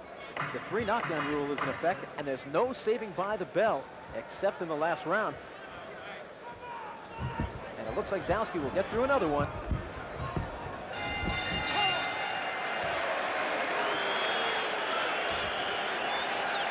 And I think the crowd is applauding the courage of Steve Zalski as much as they're applauding the efforts of Mike Tyson. And now the crowd roaring even more, and it's not for Tyson, it's not for Zalski. It's for lovely Julie in red.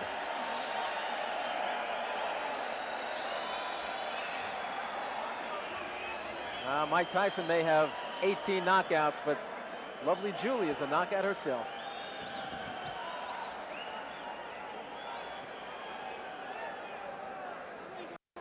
All right, yeah, ringside Mike Tyson, and that was ringside Mike Tyson. There's a ring card girl there, Bert. Where did that come from? Years ago, Brian, they used to have a little man walk around, usually for a little man. A little man. Not as fun back then. A little man. Okay. Yes. For film purposes, if they were filming it, they would hold up the round. Right. The first time I remember ring card girls was at Caesar's Palace, and beautiful girls all dressed up as Egyptian, if you will, concubines. Mm-hmm. If you will, yeah. Yes, who were holding up ring cards that were in Roman numerals, so half of us didn't know what the hell it said. And I remember sitting once next to Jim Murray, the sainted writer for the Los Angeles Times, who said, "Why is it every time a ring card girl goes by, I never know what round it is?" That's very good. But recent history, that's interesting. So the 70s we're talking about late 70s. Yes, because Caesars doesn't really start big fights till 78. But before that, I have no recollection of a ring card girl, just ring card guys. All right. And they weren't as good looking. We'll take your word for it, Bert. We're ringside Mike Tyson. We're going to take a break, but when we come back, Tyson versus Steve Zalski, March of 1986.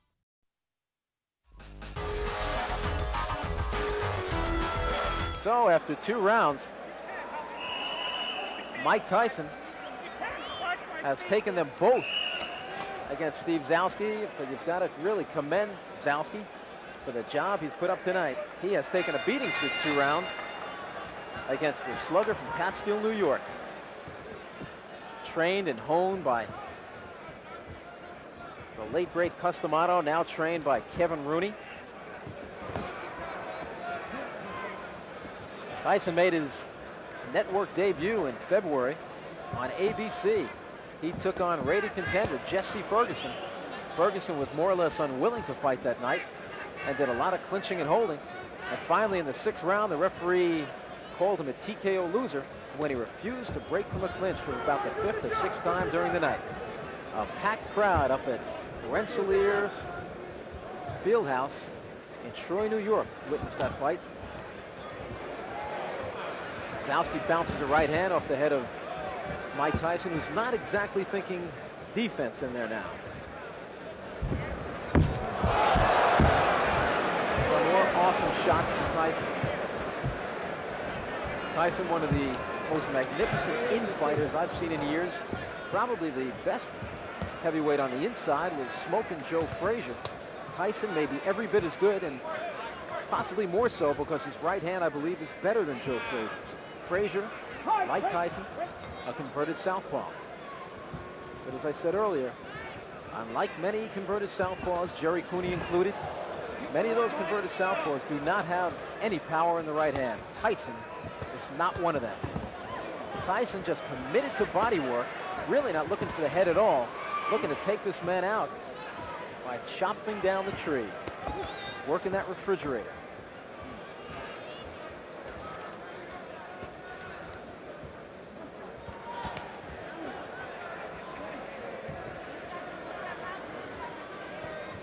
Solid right hand to the body by Mike Tyson, who looks to be just getting some real heavy live sparring in there. Got Zalski in big trouble against the rope, but Tyson lays back because Tyson is an outstanding finisher. I think he's just trying different things in there tonight. The one thing I don't like about that, if you're working on certain things, you risk getting head-butted or maybe taking a thumb in the eye, except not tonight, take a thumb in his glove.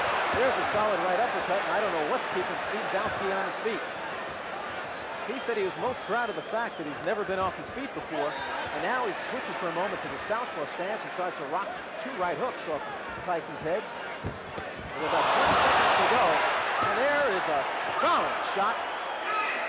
If Zalski stayed up after that one, I don't know. Doesn't look like he'll beat the count. The count is 8, 9, 10, and this one's over. Arthur McKenney says you did not beat the count, and indeed he did not. A 3rd round knockout, not TKO, but 3rd round knockout for Mike Tyson, who ups his record to 19-0 with 19 knockouts, more than a sparring session tonight,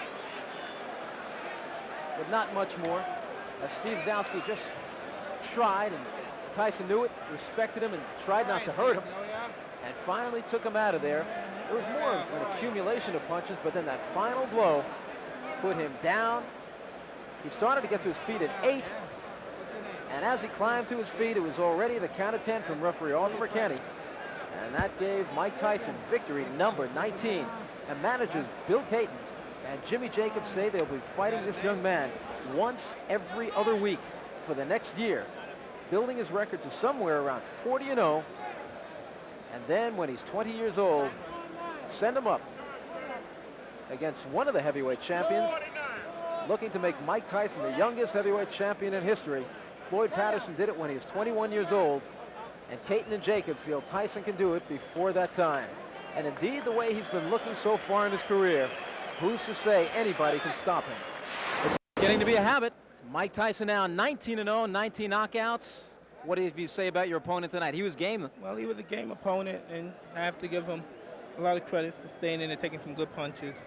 And for myself, I rate myself. I didn't like my performance. I have a lot of personal problems that I'm just getting over.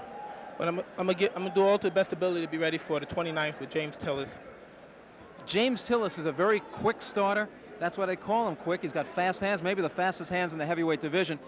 He has dropped Carl Williams in the 1st round. He's given Tyrell Biggs some trouble in the 1st round. What do you expect from Quick? Well, I expect a good fight, but as always, I expect to be victorious at the end of the fight. It must have felt good to have a man in front of you tonight who was willing to fight with you, not like Jesse Ferguson and Mike Jamison, who just wanted to hold on to you and wrestle. Well, with an opponent like that, you're right, it's to my advantage, because I could always afford, even though it's not necessary, I could always afford to lose some rounds But I always have the confidence to know that I'm going to catch up with him because he's always there and he's not stationary enough. Kevin Rooney, rate his performance tonight. C.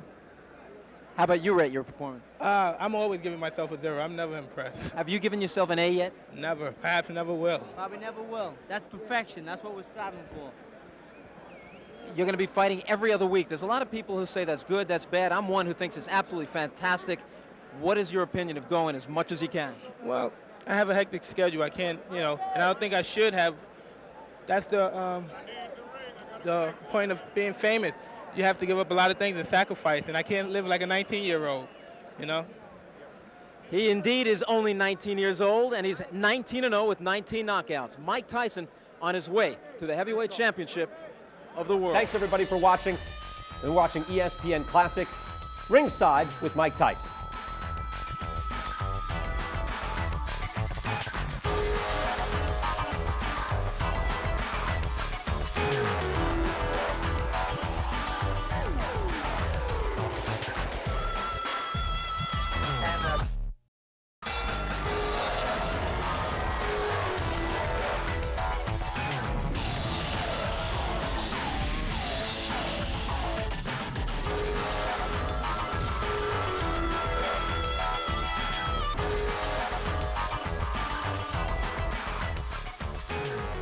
Hi, everybody. I'm Brian Kenny, and welcome to Ringside Mike Tyson here on ESPN Classic.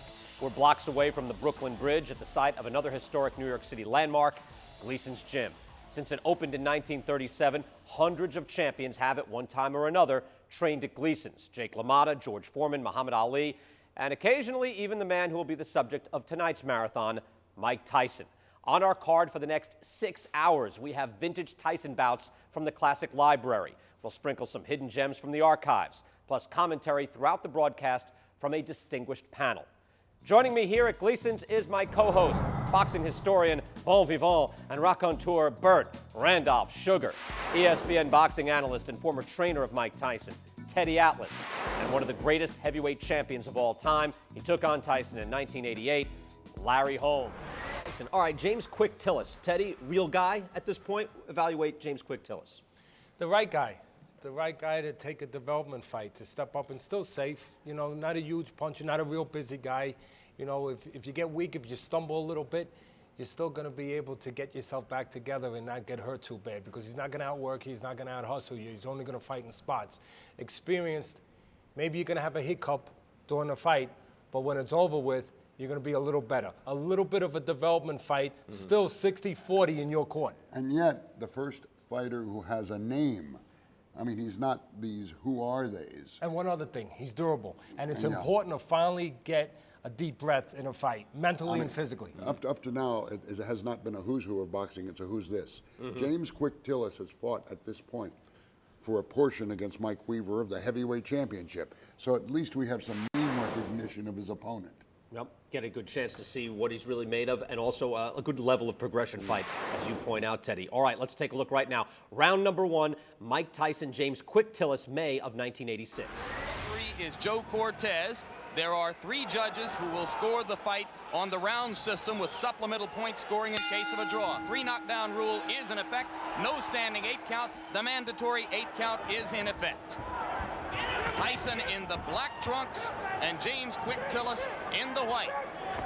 Customarily, Mike Tyson does not feel his opponents out in round 1. He tries to take them out. He tried to take Quick Tillis out with that first punch he threw, and Tillis showed why he may be a little bit different. He moved right out of the way of it, and Mike missed by quite a bit. The key to the fight will be Tyson cutting off the ring and pinning Tillis in corners and on the ropes like he did right there. Quick Tillis is 7 pounds lighter than when he fought Terrell Biggs. That would indicate, the look of him would indicate he's in much better condition. I think the postponement allowed him to get in better condition, will allow him to move more. The question is, how long can he move? His record is he's dangerous early, Jim. Can hurt you with either hand early in a fight, but has always faded and tired badly.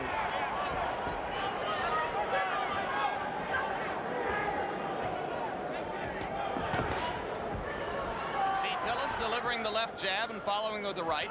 He is not running away from Tyson, and Tyson goes to work on the body. Some say that what sets Tyson apart is the intensity and the effect of his attack to the body. It is amazing to see such a young fighter understand so well the importance of body punching. Generally, it takes a veteran to understand that by punching to the body, you can take all that movement away from James Tillis, and that's what Mike Tyson plans to do. You saw Tyson with the left hook splitting Tillis's guard and getting the punch through moments ago as he had Tillis in the corner. Joe Cortez, the referee, the only one of the 3 judges in Las Vegas a few weeks ago who scored the Larry Holmes-Michael Spinks fight in favor of Holmes. That was an excellent right uppercut by Quick Tillis, which is a punch that should be effective against someone who comes in burrowing in like Tyson does. For some reason, Tillis landed. He was so shocked he grabbed.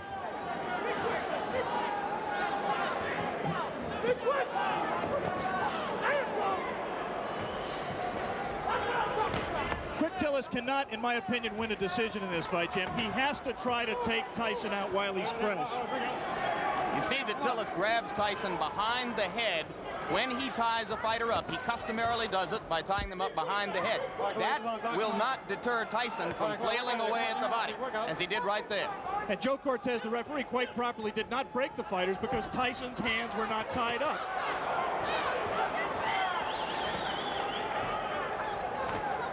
Again, the right uppercut just missed that time by Tillis.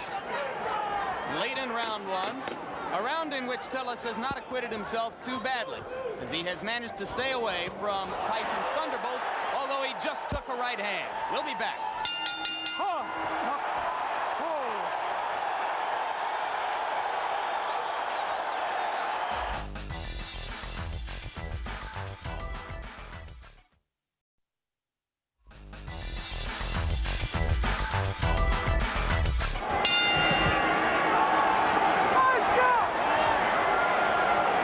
Beginning of round 4, Jim Lampley with Alex Wallow in Glens Falls, New York. If you are scoring in rounds, as they do here in New York State, I had the first round even and have given rounds 2 and 3 to Mike Tyson. Right hand lands on the point of the chin, but he didn't get all of it. And a good left hook by James Tillis. And again, inexplicably, Quick Tillis grabs after he scores the best punch he scored in a couple of rounds. You should put punches together, punch in combination, and he might give Mike Tyson more trouble than he wants. He also can't lunge in with that left hook like that because he's going to get caught. And having felt what Tillis has to offer in the way of the uppercut and that one left hook which scored, Tyson now appears to be a little less shy about stepping up inside. Tillis is landing punches.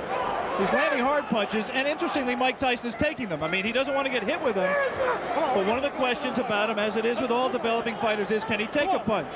Quick Tillis has had people like Carl Williams on the deck twice, Greg Page on the deck, Marvis Fraser hurt. He can punch when he's fresh like this. Switches left-handed. Tillis is a converted southpaw. Punches hardest with his left hook. Fought as an amateur. Fought as a southpaw as an amateur. Turned around in the middle of his amateur career.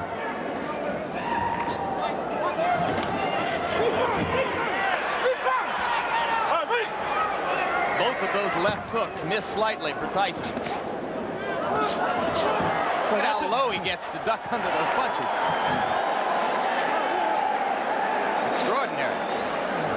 Tillis could have butted him with his knee there. Right now, Mike Tyson is having problems solving James Quick Tillis. He doesn't really know, the things that work for him normally are not working for him, and he's going to have to go to things that are a little bit more sophisticated. He's going to have to cut the ring off better, and he's going to have to find the range better. He just can't walk inside and let Tillis tie him up like that. Has to let his hands be busier, and at the same time avoid getting hit himself. As for Tillis's chin, you might note that a long time ago in 1981, he went 15 rounds with the very dangerous puncher Mike Weaver, largely by staying away. But on the other hand, he suffered a technical knockout in the first round against Tim Witherspoon 2.5 years ago. You'd have to say that is a fluke, the loss to Witherspoon. Tillis claims he slipped on some water in the corner and was distracted before he got punched. Again, he lunges in and gets caught. The left hand drops Tillis onto the seat of his pants as round 4 is coming to a close. I'm not so sure that his right foot wasn't stepped on, causing that knockdown. There was definitely a punch, but I believe that Tillis's right foot was stepped on by Tyson at the moment the blow landed. All right, let's stay right here and take one more look at the knockdown. I'm clearly wrong. That was just a clean punch. He was off balance. We said that Tillis could not lunge in with the left hook. He lunges in with the left hook. Tyson very cleverly slips it, comes back in a punching position and lands a left hook. That was not the full power of Mike Tyson, but Tillis had lunged, was off balance, and he was able to drop it.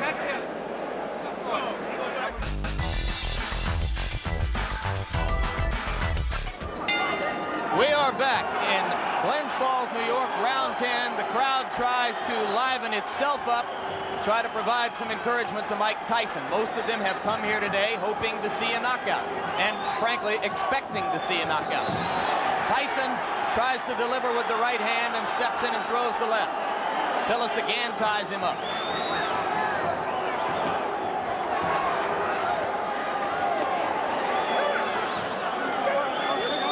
James Tillis is still a dangerous fighter. This is the most power and zip he's had in his punches at this late stage in a fight that I can ever remember.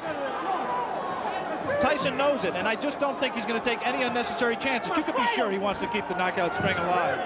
But he also is just not going to take any unnecessary chances. He wants to win a decision, win a fight. He'll be 20-0, still undefeated, and in his mind, I think, still well on his way to a heavyweight championship. Could Tillis have revived his career somewhat, even with a loss, if he stands up? Well, this certainly is a respectable showing, and there certainly will be notoriety to the man who broke Mike Tyson's knockout string, especially if Mike resumes the knockout string after this fight. Always difficult to know why a crowd is booing. You can't psychoanalyze 8,000 people. I think it's possible that they're disappointed in Mike's performance. They came here wanting to see him do what he's done in his previous 19 fights, and he doesn't appear at this point to be going all out to satisfy them. Landed the left hand, but Tillis stood right there. Cut is no longer a problem. It has been effectively stopped. Tillis comes straight in.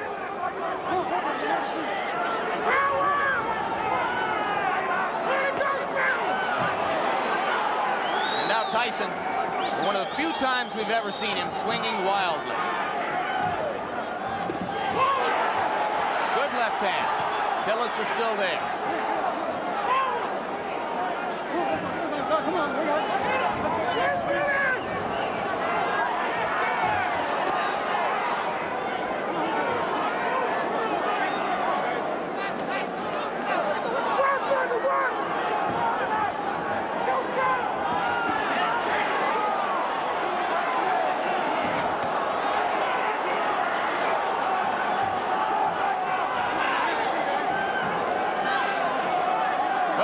Very little doubt about the decision here. The scoring might be slightly different in Tulsa, Oklahoma. Tillis continues to give a good account of himself. And backs Mike Tyson up onto the ropes, which is a first. A little of Tyson's own medicine. It will be interesting to see how Mike reacts to this. Closing with a flurry. The bell is going to sound.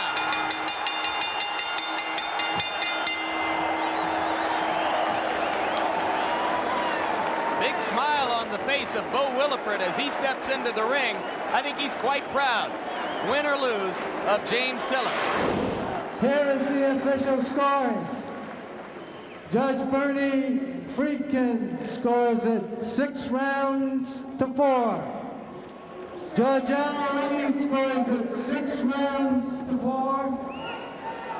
Judge Tony Moret scores it 8 rounds to 2. In this decision and still undefeated, Mike Tyson. So for 19-year-old Mike Tyson, moved the record now to 19, or make it 20 wins, no losses, 19 of them by knockout.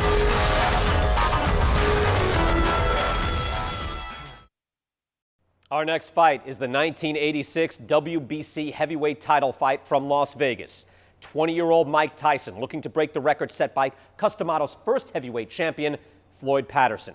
In his way stood 32-year-old Trevor Berbick, the champion coming into the bout with a 31-4-1 record. Here's Bob Sheridan with the call in round one. Wants to prove that he's one of the great champions. Let's see how long his reign lasts. Mike Tyson kind of feeling him out here, but he goes with that right-hand lead right away. You get the idea now that Berbick is showing a little false bravado here. Standing toe-to-toe is not the way. If he doesn't pump that jab in the face, Tyson will come right through him. Tyson with the left, bounces it off the forehead of Trevor. Trevor tries to work underneath. Tyson will have no part of it. Notice the movements ahead of Mike Tyson as he takes a light left jab. Tyson will be able to get underneath it. Oh, wow! With a right, another left hook that just grazes. Trevor, with this bravado, could get in some big trouble in a hurry. He's taking big chances with Tyson, not feeling him out at all. This early going in round one, a lot better than we thought it might be. Trevor came to fight. But this is exactly what Tyson likes. Notice that Berbick is standing directly in front of him. That is, a left hook that really caught him. That is disaster for all of the opponents of Mike Tyson. He's standing flat-footed right in front of him, and he's going to get clipped. Believe me, folks, he's going down. You can't fight Tyson this way. It's great that he has the courage, but this is a poor fight plan. Oh, the right hand gets him behind the left ear. Berbick tries to push him off, not the way to keep him up. Notice the lazy left. Watch Tyson load up with left and rights. He knows that he can score now. Mike Tyson to the right of your screen, shorter, heavier, younger, and bolder than Trevor Berbick. Berbick has felt the wrath of the right and the left hands of Mike Tyson in what just in round one. Tyson clips him with a light left that time. You get the idea that Mike, as soon as, a light right hand, but the left hook right there. Notice Tyson throws him in 2s and 3s. Trevor is getting lazy with the left hand. Notice the left hand is not pumping like it was against Pinklin Thomas when he won the title. That's a fear factor. He's away from his bravado in the early going of this round. Tyson having a good first round. Wow, with the uppercut, misses the left hook. Tyson is in total command in his head. He knows he can beat this guy right now. Notice Trevor not doing anything right now. He doesn't want to be in here with Tyson. He needs to use his 7 inches in reach, and you can't use it when you're head-to-head like this. Now the left should be pumping. Instead, Tyson will walk right through it. See this? Tyson walking right through. He's wild with the left hook as Berbick, and Tyson clips him with the left hand. Look at this. Combination. And Berbick ready to go, but he stays on his feet. Another right hand clips him. He can't take shots like this very long. Wow, with the right hand is Mike. Again he's blocked. Catches him with a left hook. Trevor's ready to go again. Tyson knows that he can score at will now. Berbick doing nothing like he did against Pinklin Thomas. Fighting in the wrong position. Not using the jab and the bell ends. Round one. A good round one for Mike Tyson. Woo! This is round two. The WBC Heavyweight Championship of the world. Trevor Berbick and Mike Tyson. Tyson goes to work right away, and he's got Trevor in trouble, and he's down. He'll have to take the standing 8 count as he steps right up. The counts to 4 and 5 and 6 and 7 and 8, and he says he's okay. Mills Lane lets them continue. Here comes Tyson again. He knows he can hurt him anytime. Left hook, right hand. Again, Trevor hanging on. But this is a defensive mode now. Trevor not trying to do anything offensively. Tyson has him under control. Left hook light, watch for the uppercut. There it is. Didn't land, but he has the idea. Wow, with the right hand is Mike. Mike throwing caution to the wind. He's in total command in this fight right now. We're only in round 2, and the heavyweight champ already reeling is Trevor Berbick. You know, Mike Tyson gets fined $5,000 for wearing black trunks. He is the challenger here tonight, believe it or not. He looks like the champion right now, and it may not be too long before he wears that belt. Wild on the break, and Mills Lane warns Trevor about it. Trevor trying to do all he can, but what he's not doing is holding off Mike with the left. And you see the light left hook by Mike in the right hand. Mike knows he can hurt him. He had him down once in this round, wants to drop him again in a hurry. Usually what Tyson does is take that little dip, come with the uppercut, and really bang to the body, underneath the heart, or crush the right side of the rib cage. Instead, he goes to the body downstairs, catches him with the right hand upstairs. Two good rights in there. Caught in a bit of a camera switch there, and another right hand landed. See Mike just pawing. He's trying to line up that right hand, and he'll be right behind it with a left hook. Mike doesn't throw just one punch. When he gets a guy in real trouble, he usually knows how to finish. Look at these shots. All landing to the head of Trevor Berbick. It's just a matter of time before Mike gets the clean shot. Berbick hanging on like Mitch Green did. Bone crusher Smith. Straight jab by Mike Tyson. 20 years old, Mike Tyson on his way to becoming one of the youngest heavyweight champions of all time. Bangs the body. Wow, with that uppercut is Tyson. Catches him with a light left hook, and he goes down. He goes down. He should be able to get up from this. His legs may be shut. They are. As Trevor Berbick falls back into the ropes. I don't know if he's going to be able to continue. He's got the heart, but his body won't let him do what his mind wants to. And he's counted out. It'll be scored as a knockout. Mills Lane counted him out to 10. It's all over. We've got a brand new heavyweight champion of the world, Mike Tyson. Well, there it is. Mike Tyson is the youngest heavyweight champion of all time, something of great significance to him as he supplants Floyd Patterson, also a custom auto fighter, as the youngest champ of all time. Historical significance, Bert, of this achievement. Well, I think there's a tremendous historical significance because he has now won a major place in history while winning a major place in the current heavyweight division. Remember, he's not yet the unified. There's only a portion. He's on his way there. But fans see what's happening. So they accord him that distinction, but he has built one for futures. Youngest heavyweight champ. And if he wins it at 21, what can the future hold? It's limitless. One would think.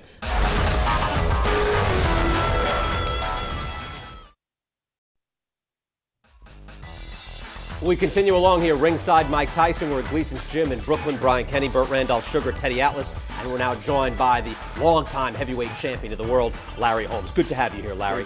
All right, now we're talking about, this is 1988, and you exited the scene temporarily in 1985 after the disappointment of the loss to Michael Spinks, the split decision loss, which I know you don't think you lost that fight. Most agree with you. Right. What are your thoughts, though, as now this new guy comes up, Mike Tyson? What are you thinking when you see Tyson?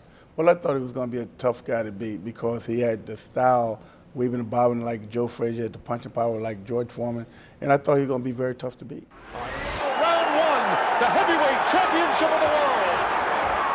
Tyson quickly on top of Holmes, and he nails him right away. Larry ties him up. Now the big question, will Larry try to box him? Can that left jab keep him away? So far, Tyson is coming through it. Larry trying to keep it in his face. Larry almost looking awkward as he lunged forward with the left hand, trying to keep it in the face, looking almost certainly very, very cautious with Tyson. Ties Tyson up. We expect to see a lot of this throughout the fight. Tyson showing no respect so far, boring in the way he always does. Larry not on offense at all so far. He's been strictly a defensive fighter in this the first round. Looking as though he's trying to survive this first round. Mike Tyson fighting as he has fought every other fight, just attacking his opponent from the opening bell. Larry looking almost slow with that slow right hand went over the head of Mike Tyson.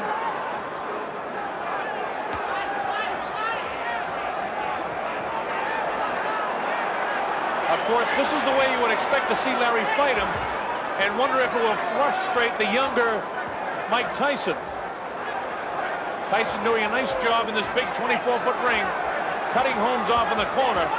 Larry lashes out with that left hand and then ties him up. Larry trying to take advantage of his reach advantage, keeping that left hand in the face of Mike Tyson.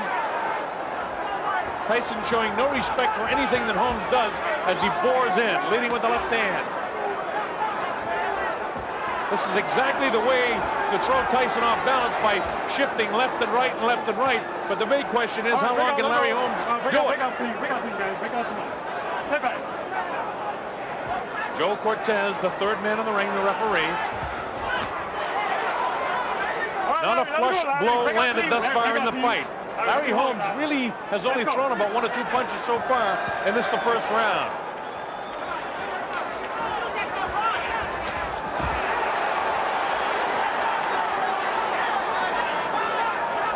Holmes looking almost in fear of Mike Tyson in the first round. Mike not losing his cool. All right, let it go, Cleve. Let it go, Larry. Larry, let him go. Larry knows all the tricks of the trade, knows exactly how to tie him up when he gets inside. He's not going to let Mike wail away with him. Larry, get him down, Larry. Let's go, come on. And from the fights we've seen before, you can't afford to allow Mike Tyson to get loose once you hang on to him, because he's vicious with his uppercuts, left and right.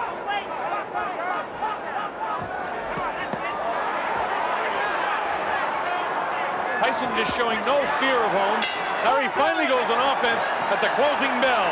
It's Tyson's round. So nothing dirty about the fight so far. We're coming up to round number 4. I believe Tyson has won all 3 of the first 3 rounds. This is round 4. Let's see if Larry can pick up the offense a bit. Larry up on his toes now. This is the way a young Larry Holmes would have fought Mike Tyson. Now Holmes is maybe going to open up some offense here. The crowd loves to see this. Larry definitely a sentimental favorite. You see that head right in the face of Larry Holmes. Nothing said by Joe Cortez about that. Here's Tyson attacking again. Larry knows exactly how to take away that punching power in tight. Larry has a more confident look on his face now than he had in the first round. Left hook caught him that time, though. Can't get too cute with this guy. You've got to keep moving. All right, break out clean, break out clean. Larry has all the rig savvy that a lot of the fighters that Mike Tyson has faced have not possessed. Tyson bores in, no damage done here at all. He's got that face right in the chin and the cheek of Larry Holmes again. Let's go, come on. And again, Larry knows how to tie him up.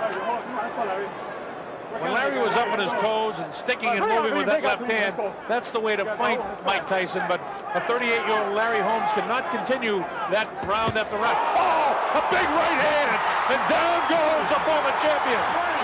He was nailed right in the button. The count is up to 6, 7, and 8. Larry is hurt. I don't know if he's going to be able to survive this round. He's definitely hurt. His legs are gone. And in comes Mike. There was a big right hand. Larry's nailed again. Down he goes. I don't know if he'll be able to continue. It's up to 4 and 5. His eyes are clear. How do you feel? It's up to 7 and 8. He's going to be able to continue. Tyson knows he has him in trouble. It's just a matter of time. Larry will not survive this round. He's trying to fight back with everything he has. He's trying desperately. But this is not the same age man that was able to do it against Ronaldo Snipes. He goes with a big right hand. The left hook. Larry stays on his feet, showing tremendous heart. Nail with a left hook. Holmes is getting set up for the right hand. Here it comes. The left will come inside. There's the left. There's the right. Larry's ready to go again. He's hit with the left hand. 17 seconds. He may be able to get by the round now. He should be hanging on. Now with the right hand, the left hand. He's got to hang on, or they'll stop the fight. Down he goes. Larry's hurt. It's all over. He is knocked out. He didn't even bother the count. It was a vicious right hand. It came like a bolt. We looked for it, and Larry got hurt. A big right hand ends the career of the former champion of the world. Mike Tyson proved to the world that he certainly is the undisputed heavyweight champion. Well, Larry, I'm sorry you had to see that, and he'll relive that 20 title defenses, a 7-year reign as the heavyweight champion, but you did come back for the money, and you came back against Mike Tyson. Right. You had your moments. What were your thoughts when you got up on your toes and you said, all right, a little flash of the old days? What were your thoughts there? Well, that was my plan, to go out there and make him do some different things in the 4th round. But, I didn't know I was going to be thrown off by my corner arguing with each other and stuff like that, and I just got caught. But Mike Tyson was strong, determined, and ducked an awful lot. And when I backed up in the corner, I was trying to set him up, and my arm got caught in the rope because I was setting him up for the uppercut. And my arm got really caught in the rope, so I couldn't do anything. He hit me and went down the referee. You know, my feeling was Larry does something wrong that Tyson does something well. You know, Larry, the one thing is he'll stand a little straight up sometimes and throw that jab, sometimes in a way you could time it. And one thing Tyson did at that point was he was able to time punches perfect. And he was able, obviously, to have effect. If you watch here now, you'll see me get ready to throw the uppercut. I'm letting him shoot his shot, and my arm get caught in the ropes. Oof. And that's the punch that I was setting up. We're going to talk about the man who has the heavyweight championship. He had kind of abdicated it with all the belts in the HBO tournament, but Michael Spinks was still the guy that had taken the crown away from Larry Holmes. In 1988, finally, Tyson, Michael Spinks. We'll take a look at round number 1. This, a lot of people thought, finally consolidated all the heavyweights finally and to make one champion. We're going to take a look at that fight when we come back. Everything that Tyson does is intimidating. I want to tell you, the electricity in this crowd is awesome.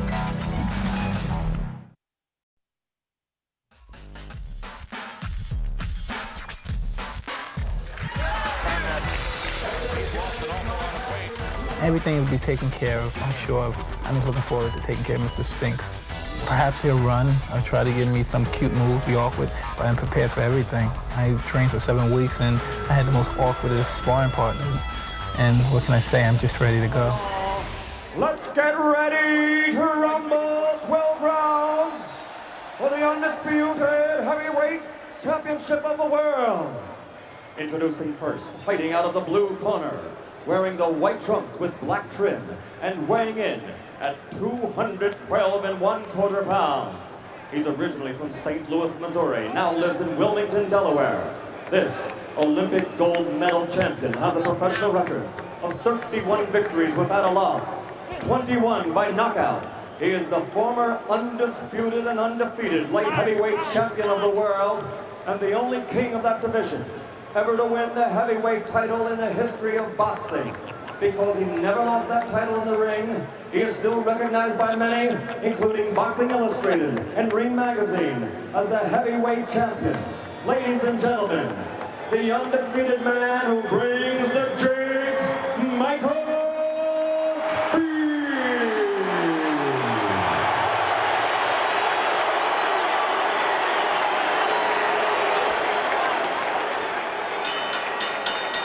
And fighting out of the red corner, wearing the solid black trunks and weighing 218 1/4 pounds, originally from the streets of Brooklyn.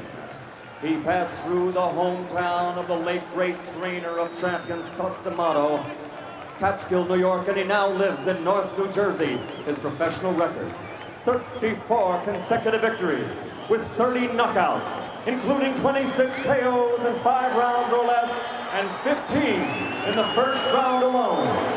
Ladies and gentlemen, presenting the undisputed, the undefeated heavyweight champion of the world, Iron Mike Tyson.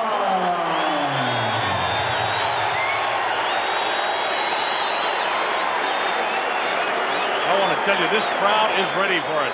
Bob Sheridan here on the Don King Sports and Entertainment Network. As Frank Cappuccino calls them in, let's listen. Both giving their instructions in the dressing room.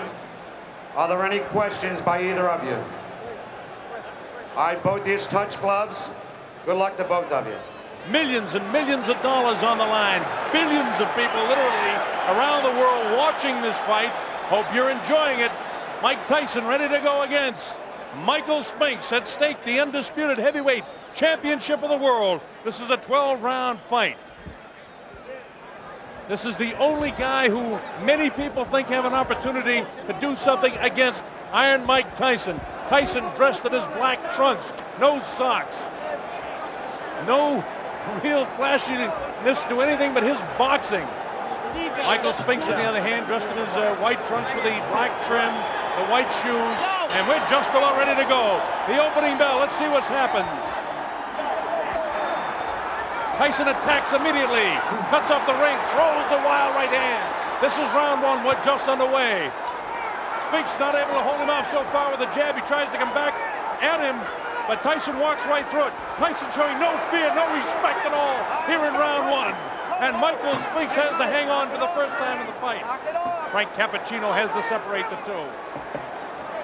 absolutely no fear and no respect by Tyson for any jabs or anything that Mike Spinks can do. Tyson just looking for the opportunity to land a vicious left hook and then a right hand.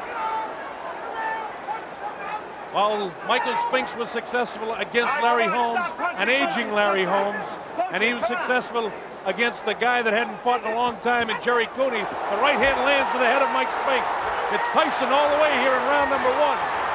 Vicious shots to the body. Nothing really heavy landing yet, but he's taking them. The uppercut. Body shot. Down goes Mike Spinks for the first time. The count is up to 4 and 5 and 6 and 7 and 8. That was a body shot that took him down. Here comes Mike Spinks in. He leads to the right hand. Down he goes. I don't think you get up from this. Mike Spinks is laying flat on his back. The count is up to 5 and 6 and 7 and 8. He won't be able to do it. It's all over. Mike Tyson has won it. Spinks almost fell back through. A dramatic first round knockout for Mike Tyson. Unbelievable strike. It came in the first round. You know, things went downhill from here, but again, this a great moment in Tyson's career as he comes off the win over Michael Spinks, again, effectively cleaning out the division. Lennox Lewis, Evander Holyfield, Riddick Bowe still not ready at this point. Tyson is still on top even after he fires Kevin Rooney. Coming up next, Tyson takes on England's finest, Frank Bruno, in 1989, that title fight from Las Vegas. We'll have that when we come back. From this day henceforth, throughout the world, let all who hear your name and feel your presence pay homage with dignity, respect, and honor to you, the undisputed champion, royal majesty, and king of the heavyweight world. Long live the heavyweight king. Long live the king.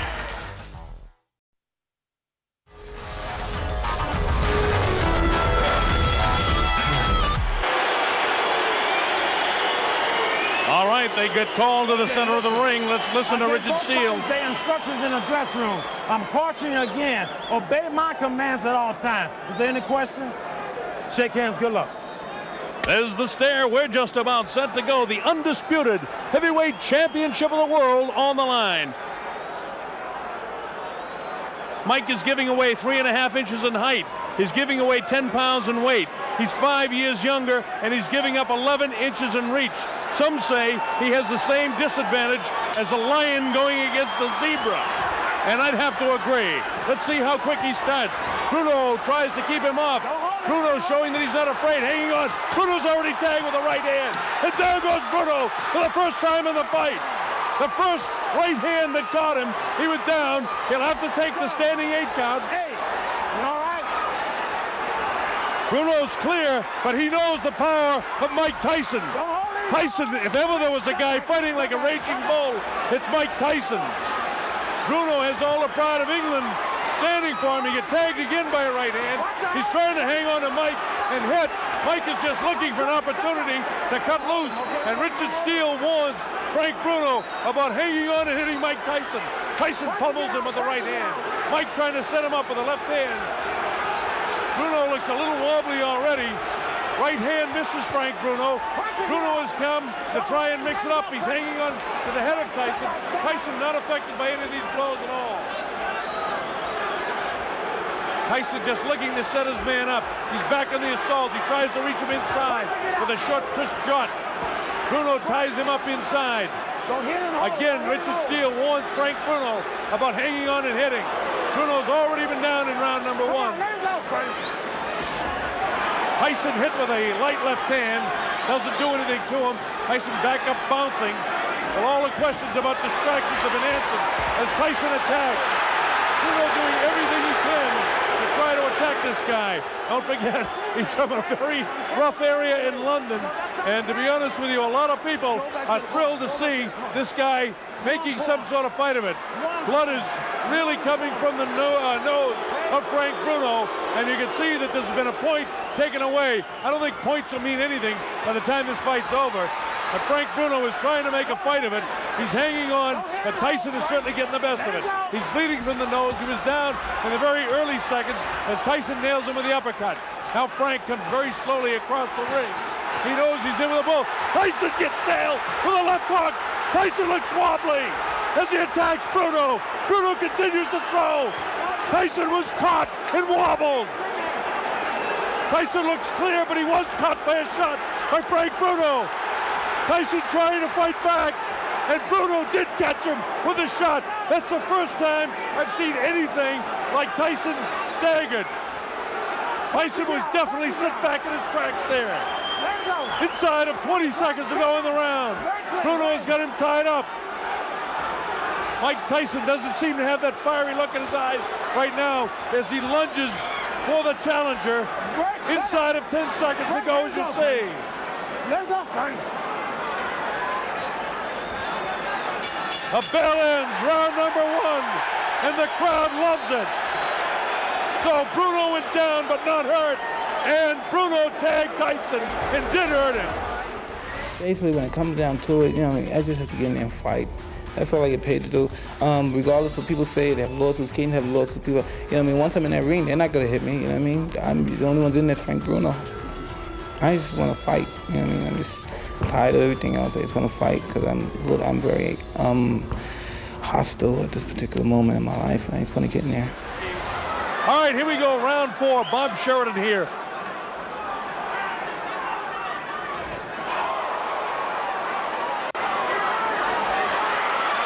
It looks like Bruno could be hurt a bit. Watch your head, Mike. Watch your head. Tyson just really bores in like a madman almost. Frank has got to start throwing that right hand. Tyson is almost measuring him now. Step back, step back, step back. Again, this is round 4. It's scheduled for 12. A lot of people didn't think we'd get to the 4th round in this fight.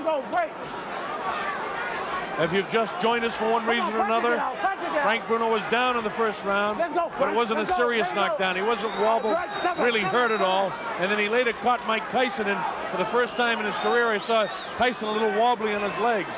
But he recovered from that in fine shape. And then Richard Steele had to take a point away as well in the 1st round from Bruno for hanging on and holding. Punch, get out. You're holding. Let's work inside and get out. Break. So what would have been a 10-8 round would have to be scored 10-7. And that puts Tyson way out in front in the fight. Bruno is caught by a right hand and a left hook. Bruno comes back and catches Tyson. Right hand cut Bruno right in the forehead, followed up by the left hook. Come back, don't hold his arm. Bruno has got to throw that right hand more and try to catch Tyson with a left hook. Come on, punch it out. He seems to be satisfied to let Tyson bore in on him and just hold him. Vicious body shot. Come on, keep punching inside and It's get out. those body shots that Tyson is able to score that has softened up so many of an opponent before. Bruno does not seem to be intimidated, and his fight plan is to try to frustrate Tyson as much as he can by hanging on to him, by tying him up when he comes inside. That light, ooh, another right hand gets through. Come on, punch it, get out there. Get your arms back, pull them back. Come on, Mike, pull your arms back and punch it, get out. Let's go, Frank. All right, break. Richard Steele, the 3rd man in the ring, doing an excellent job considering the style that Bruno is fighting here. Bruno again lets Tyson come in, and again he hangs on. Step back. Keep it up. Very tough fight to referee the way Bruno's fighting it. But Tyson doesn't get frustrated. He just goes about his business of trying to win each round. Step back. Don't hold him, Mike. Let him go. Bruno is such a much bigger figure than Mike Tyson, but Tyson is just so strong, and his hands are so quick. Uppercut comes that time. We're in the closing seconds now of round 4. The bell ends round number 4, and the crowd in England loves it.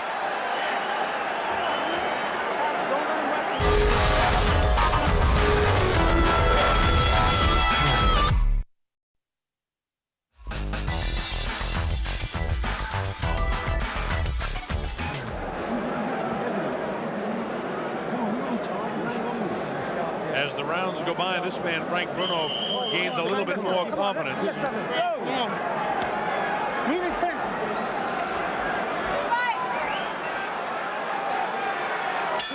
All right, here we go with round number 5. And Tyson attacks immediately. Come on, punch to get out of there.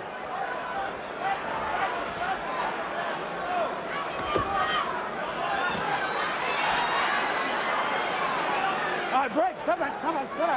Let him go. Remember, Bruno was doing a pretty good job throughout a good portion of the fight against Tim Witherspoon, and it was in the later rounds that, you know, those big, heavy muscles begin to catch up with him. Tyson's a big, strong guy, too, but we know he can go the 12. His last time out against Bugner, Bruno had to go 8 rounds. Before that, he went 8 against Reggie Gross in Marbella.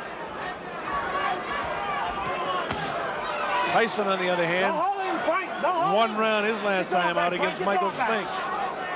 And he hasn't fought since June. We're in round 5, an area where many a boxing observer never thought we'd be. Most people thought this thing would end in round 1 or 2. So Bruno attempting to make a better fight of this than most people thought possible. He's lost every round, make no mistake about that. Last warning. Richard Steele continues to warn Bruno about hanging on and hitting. Punch to get out.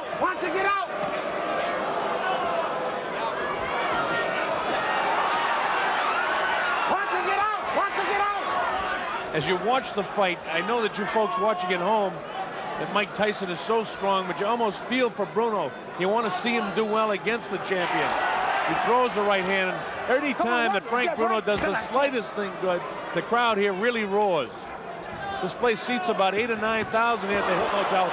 Bruno was caught that time, and Tyson knows it. Tyson trying to attack now to finish him off.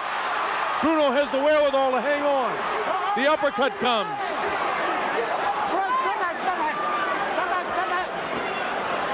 Tyson gives him room to come off the ropes. Scores with the uppercut. Lands a big right hand. Bruno's in big trouble now. He's ready to go.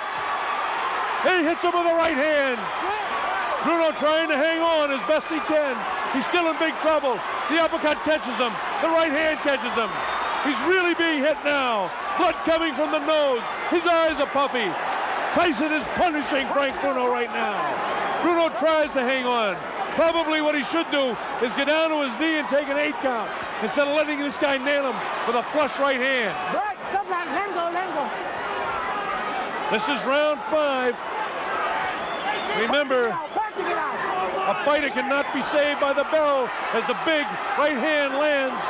Tyson knows he's got him in big trouble. If he doesn't answer it, Richard Steele has moved in and has stopped the fight. It's all over. Michael Tyson wins on a 5th round TKO. All right, so Mike Tyson takes care of Frank Bruno. Next up would be a 1-round knockout of Carl the Truth Williams. And after that, James Buster Douglas. We're going to set the scene here, and of course, the seeds are sown for the fall of Tyson. Not many people really see it, though. Again, Kevin Rooney is out of the picture. Training habits aren't the same, and yet so many things had to happen to put together one of the greatest upsets in the history of sports. Here is one report from our Sports Century Battle Lines collection. A Hamlet in boxing shorts. Could I, should I, would I? Can I, will I, do I? And I had the ability, had the tools to get by. It was just my mental focus wouldn't be there. He gave up fights to Mike White. He gave up a fight to Jesse Ferguson. What kind of heart did he have? It was so frustrating for Dynamite to see a kid with all this talent just skate through rounds and just go into automatic pilot and just float. Tony Tucker, he fights for the IBF heavyweight title. After 8 rounds, it's even. 9th round, Douglas wins. God, he was boxing the guy's ears off, you know, and he looked tremendous, and then all of a sudden, you know, he just said, that's it. It was almost like he was inflicting that on his father. Tucker won and was the IBF champion. Afterwards, his father, Billy Dynamite Douglas, who never ran out on anything, sort of threw up his hands and gave up on his own son. Freed of the weight of his dad's expectations, Buster went on a 6-fight winning streak, ensuring a shot at Mike Tyson. Suddenly, a new man began to emerge, ready at last to reach for his potential. We added things like him lifting weights, and we changed his running program. Everything I asked him to do, he did, and never complained about nothing. I'm on point. I'm working hard, man, and just doing everything I'm supposed to be doing. It was a whole new world. He was a whole new person. James Buster Douglas had finally gotten himself in fantastic shape. He was finally the jewel that everyone thought was there. But just weeks before the fight, Buster was rocked by a devastating event. His mother, Lula Pearl Douglas, died of a sudden, massive stroke. All he ever talked about was what he was going to do for his mom. That's all he ever said. It speaks for itself. She was his world. I can't imagine that. Losing your mother a few weeks before you have to fight Mike Tyson. A guy who didn't really ever want to fight now had the perfect excuse not to fight. He could have called that fight off and no one would have really questioned him. I asked him at that point in time, you know, did he want me to cancel the fight? And he said no. You know, his mom would have wanted him to go on and fight. She meant everything to me. I always wanted to please her. So just continued on. Teddy, here's a fascinating psychological profile of a guy putting it all together. He was beautiful that night. What's your read on Buster Douglas? You know, it's funny, all these guys you're listening to, all these well-respected guys, media guys, you know, terrific writers, and they're talking about what they think is the obvious, but it's not the obvious that they think that it is, that it would be so hard to fight losing your mother. The reason he won, at least in my humble opinion, that fight, and he was something he had never been. He had always been a guy that had talent, had a good jab, had good ability, physically could do things, but he had never been a guy with a constitution, with a will, with character, so to speak, with an inside. The one thing that I think won that fight for him, God bless her, was his mother passing away at that time. That was the opposite of what everyone thought. No, how could you fight when your mother died? No. That's what gave him something for the first time in his life to do the opposite, to stand in there and to fight, because Tyson couldn't hurt him. Tyson couldn't scare him because he had already been hurt by something far greater than that, the loss of his mother, his best friend. Much more Mike Tyson versus Buster Douglas in 1990 when we come back.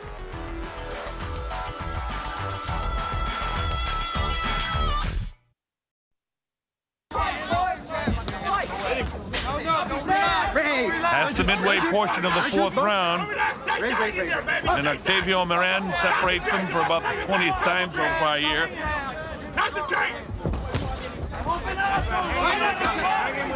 Of course, the people on hand here are thrilled that Buster is still around here in the fourth round. And the big question is going to be, can he back Mike off? Can he keep that left going? Well, gee, there's a right hand that gets through. I'm talking about the big questions, and all of a sudden the big fella executes it. See him bounce the head back again of Mike Tyson? And he's been very successful with the ability to tie Mike's hands up. For some reason, Mike just doesn't look as aggressive and menacing as I've seen him in so many other fights. But all that can change with one big shot. And don't ever forget that. Wow. That's the great thing about the heavyweights. It's always sudden death. Rick. All right.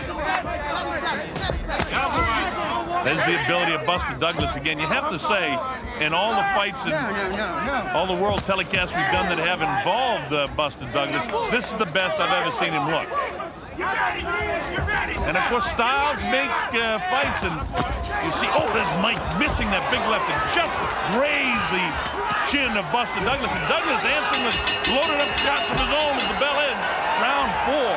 Hey, we've got a good fight on our hands here in Tokyo. Wow.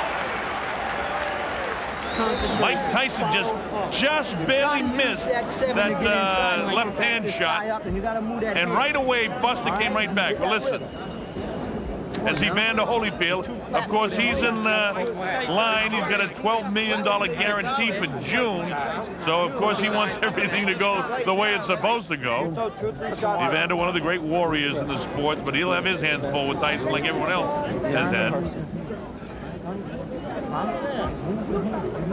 Because I say that like I just expect Tyson to knock Buster Douglas up, but this fight has got to end first. A lot of confidence in the corner of Buster Douglas.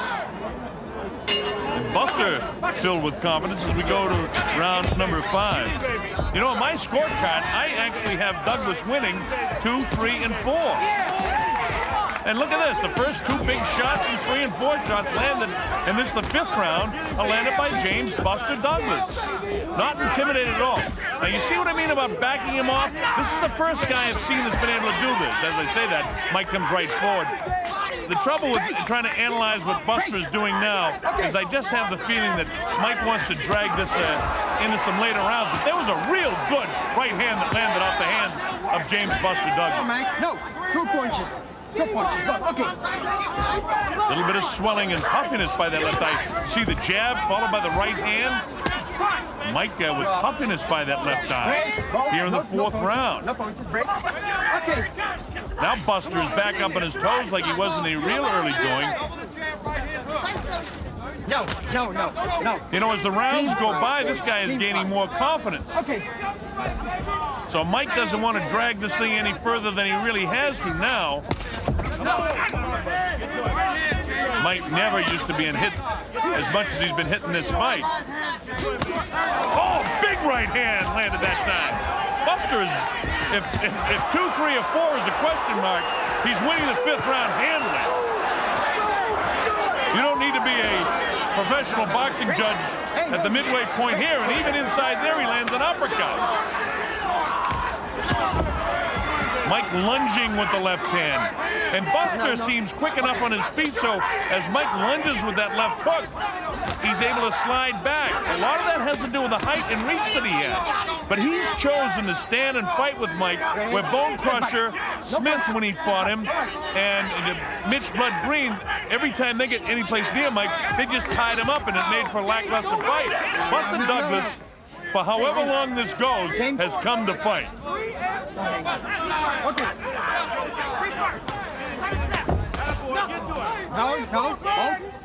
Buster's making a statement that at least he's not afraid of Mike Tyson.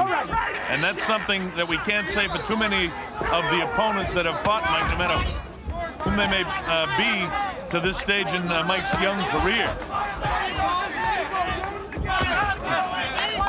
Is Mike having an off night? You don't know. I mean, because again, the guy that lives by the big punishing punches, I've never seen him in any of his fights behind in the fights before. And again, I use Bone Crusher Smith and I use Blood Green because they're the tallest guys that I can recall him fighting. You see that punishing body shot with the right hand to the side of Buster Douglas's body? Coming up to the closing seconds of the 5th, and this is certainly Buster Douglas's round. All right, and Buster not taking any of the shenanigans from Mike, and that tells you something in itself. Back into the corner of Mike Tyson, and we'll listen this time. You got to stay tight on this guy, Mike. You got to jab, right hand around here, left hook up here, come back into right hand. All right, you ain't punching him.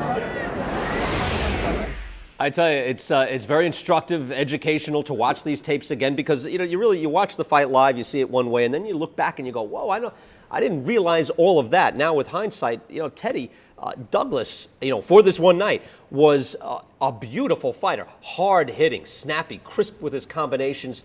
Just your thoughts on Douglas putting it all together physically in the ring. Well, I'll say a couple things and then I'll say what the key was to me at least.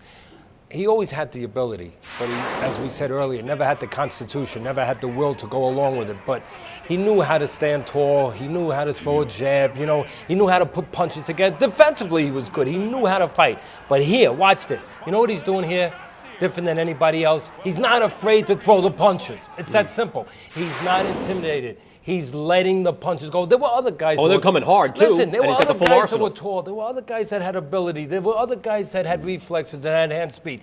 But they were afraid to consistently let the punches go and find the holes. He wasn't afraid to let the punches go.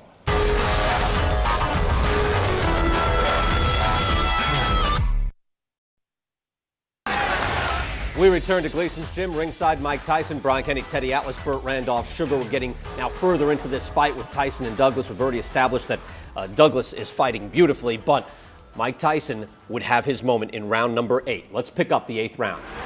Here we go with the 8th round. And let's see if Mike can sustain what he started in the 7th or if Buster is going to get right back on top of his game. We're in Tokyo, Japan. I'm Bob Sheridan. You're watching the heavyweight championship of the world. Mike Tyson throwing a little bit more leather here now in the early going of the 8th round. Buster tying him up. Break, James. Expected to see some fatigue from Buster. But no matter what the story is, you never expected it to be in the 8th round of this heavyweight championship fight. Buster looking a little bit sloppy now. In the 2nd, 3rd, 4th, and 5th round, Buster able to back Mike off with that jab and then land the right hand behind it. Let's see if we can get back to that. Oh, instead Mike lands a pretty good right hand of his own inside. And there's going to be a sense of urgency for Mike. I think his corner has told him enough that, you know, you've given away a few rounds. They don't have the advantages that we have with the replays and the punch stats that's relayed to me, but by the same token, they've got 2 eyes and they can see that to this point in the fight, Buster Douglas is ahead. But in this 8th round, Buster's not the same guy he was in the 3rd, 4th, and 5th, and even into the 6th round. Mike trying to sustain what he did in the 7th here. Don't relax, champ! Don't relax! We find out from the truck again that Mike only averaged about 25, 26 punches through the first 6 or 7 rounds, and he's already throwing more punches than that, I think, in the 8th round. He's busier. And again, for about the 6th time, Octavio Moran warns the 2 fighters about the heads coming together. Neither fighter been down, neither fighter visibly shaken. Mike has puffiness by the left eye. Buster a little abrasion by his left eye. Wild with the left hand is Buster Douglas. Buster drops that big right hand, but Mike takes it on the gloves, and he backs off Mike again with the left. Wild with the right hand is Buster. Buster trying to really work the left eye of Mike Tyson. See it right there, right on top of it, just as I say it. Wild with the right hand that time is Buster. Buster trying to finish this thing, and you get an idea Mike is trying to finish it as well. This has turned out to be a pretty good fight. And the fact of the matter is it's Buster that's making it the fight. Look at these shots landed by Buster Douglas. And if Buster was out of gas in the early going of this round, he's got it back together in the late portion here. Grazing left hand, chopping right, misses. Uppercut landed by Mike Tyson. That's one of the few uppercuts he's landed in the fight. We've been looking for that all night. Oh, there's a nice uppercut that time that drops Buster Douglas. The count's up to 2 and 3 and 4. His eyes from where I'm sitting look fairly clear. It's up to 7 and 8. And here it is at 9. Is he going to get up? Yes, he does. All right. And the bell ends the 8th round. What a round for Mike Tyson. Wow! Teddy, your thoughts on a man going down, and that Tyson uppercut is a hard shot. He can put you down with any shot. That was a hard shot. What are your thoughts on Douglas getting up? You know, the amazing thing about that was the greatest moment in a fight for Tyson actually was the coup de grace. It was the final shot in the head, so to speak, for Tyson. Because once the guy got up, Tyson was done. Tyson left the arena soon as he got up, because when he dropped him and the guy actually had the audacity, the gall, and more importantly, the spirit and the heart to get up and the character, that was the end right there. It was over. Tyson was just going to wait for the referee to stop it. And if you watch the rest of the fight, he became a game quitter. He took a lot of shots, but he didn't try to win anymore because his spirit was completely severed when that man got off the floor. All right, a fascinating analysis. Let's go to round 9. Again, Tyson Douglas in Tokyo. Well, here we go with round number 9. Now let's see if Mike can sustain it. And he's got the adrenaline flow going. He wants to end this thing now. The 9th round of a fight we never expected to be this far. So no matter what happens, we give a lot of credit to Buster Douglas for making this a big, big fight. Tyson trying to end it with one big shot again. He's down, he comes with the uppercut. Somehow or other, Buster's throwing shots back. Look at this. Buster is not ready to pack it in. His mind is willing. Are his legs still there? Mike misses with that vicious left uppercut this time. We're in the 9th round, a place nobody expected us to be in. Look at these shots just loading up by Mike Tyson now. Mike wants to end this. He's had enough of Buster Douglas for one night in Tokyo.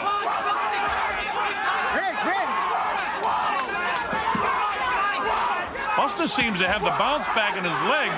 In fact, he looks better right now in this, the 9th round, than he did in 7 and 8. In his history, when he's got fatigue, has been to buckle, but he's not buckling now. No. He's doing the right things. He's still sloppy, mind you, in some ways. You know, Buster's mother, who died a couple of weeks ago, might be watching and giving him just that extra inspiration that he needs. Whatever it is, he's fighting back like I haven't seen Buster do. Certainly in the Tony Tucker fight, when he got in trouble, he kind of, well, he folded up. There's no question about it. But Buster has something special going tonight. We're past the midway point in round 9, and I expected Mike. Look at this! Look at Buster coming back! Did he buckle the lights of Mike? I don't know. He caught him again. Buster fights back strongly, landing some big shots. And now he can't get careless. Look at this! Who would ever have expected this? In a round and thought Buster would back it in. He comes back, showing the heart, the tremendous heart that we've seen sometimes in Lackey and others. Tonight, Buster's got the heart back. Wow! Mike now is the one that's hanging on the ropes. Without the ropes, Mike may have gone down as well. I haven't seen Mike in this kind of trouble before. Look at Mike actually grasping to hang on. Mike missing the shots. Buster loading up the shots now. A seesaw battle it's turned out to be, from 6, 7 into the 8th and now the 9th round. Buster down, as you know, in the last round. Come off the canvas. This has been something he's not been able to do. Closing seconds of the 9th round. And this is a big surprise. All right, there's the bell, ending the 9th round.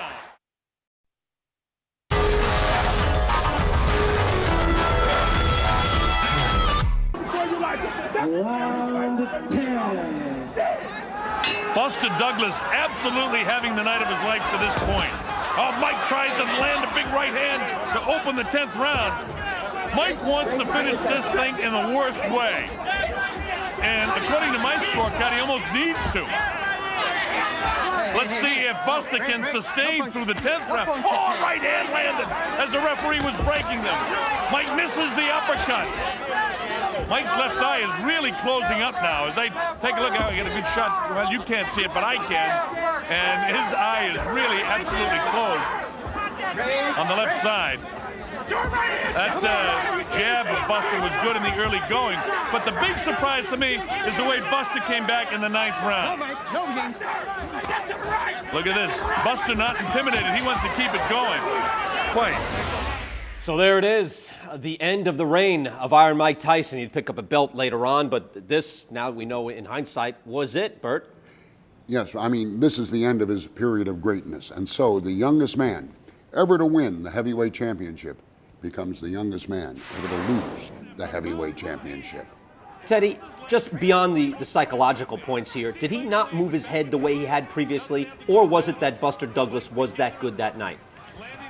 When we look, of course, in hindsight at guys that he moved his head better with, yeah, he had nights where he was crisper, where he was more elusive, but he never had a night where a guy showed this kind of resistance, where a guy was there from the beginning to the end. So, to me, Tyson was exposed in areas, defensively, offensively, and most importantly, emotionally. What happened was we found out that Godzilla did not have green skin. There was paint on that skin, and it wasn't real. Talking to people who were there, their jaws literally were agape. They almost were on the ground after the first round, let alone every continual round, and the same thing was happening repetitively. It wasn't as if this was a lucky punch. Right. This was a lucky 3,000 punches. You know, it was amazing because the weekend of what was his retirement bout, Mike Tyson, Kevin McBride, after you got inducted into the Boxing Hall of Fame, I went down to Washington, D.C. and saw that fight. After the fight where Tyson is retired, someone asked him, hey, Mike, you're disappointing all the fans. What about your career? And he laughed and he said, my career ended in 1990. You know, I give him credit for knowing that this was the end of where he was serious, the end of where he was a champion. That was the end of it. It happened on that night. That was the end of his greatness, or his potential greatness. From there, a heavyweight attraction from that point forward. Well, we enjoyed it, guys. Thank you so much. We had a great time here. We thought you enjoyed it as well. We hope you did. Thanks to all of our guests, Larry Holmes, former heavyweight champion of the world, Teddy Atlas, my co-host, Bert Randolph Sugar, and of course, thanks to Gleason's Gym here in Brooklyn, New York. Thanks everybody for watching. We're watching ESPN Classic Ringside with Mike Tyson.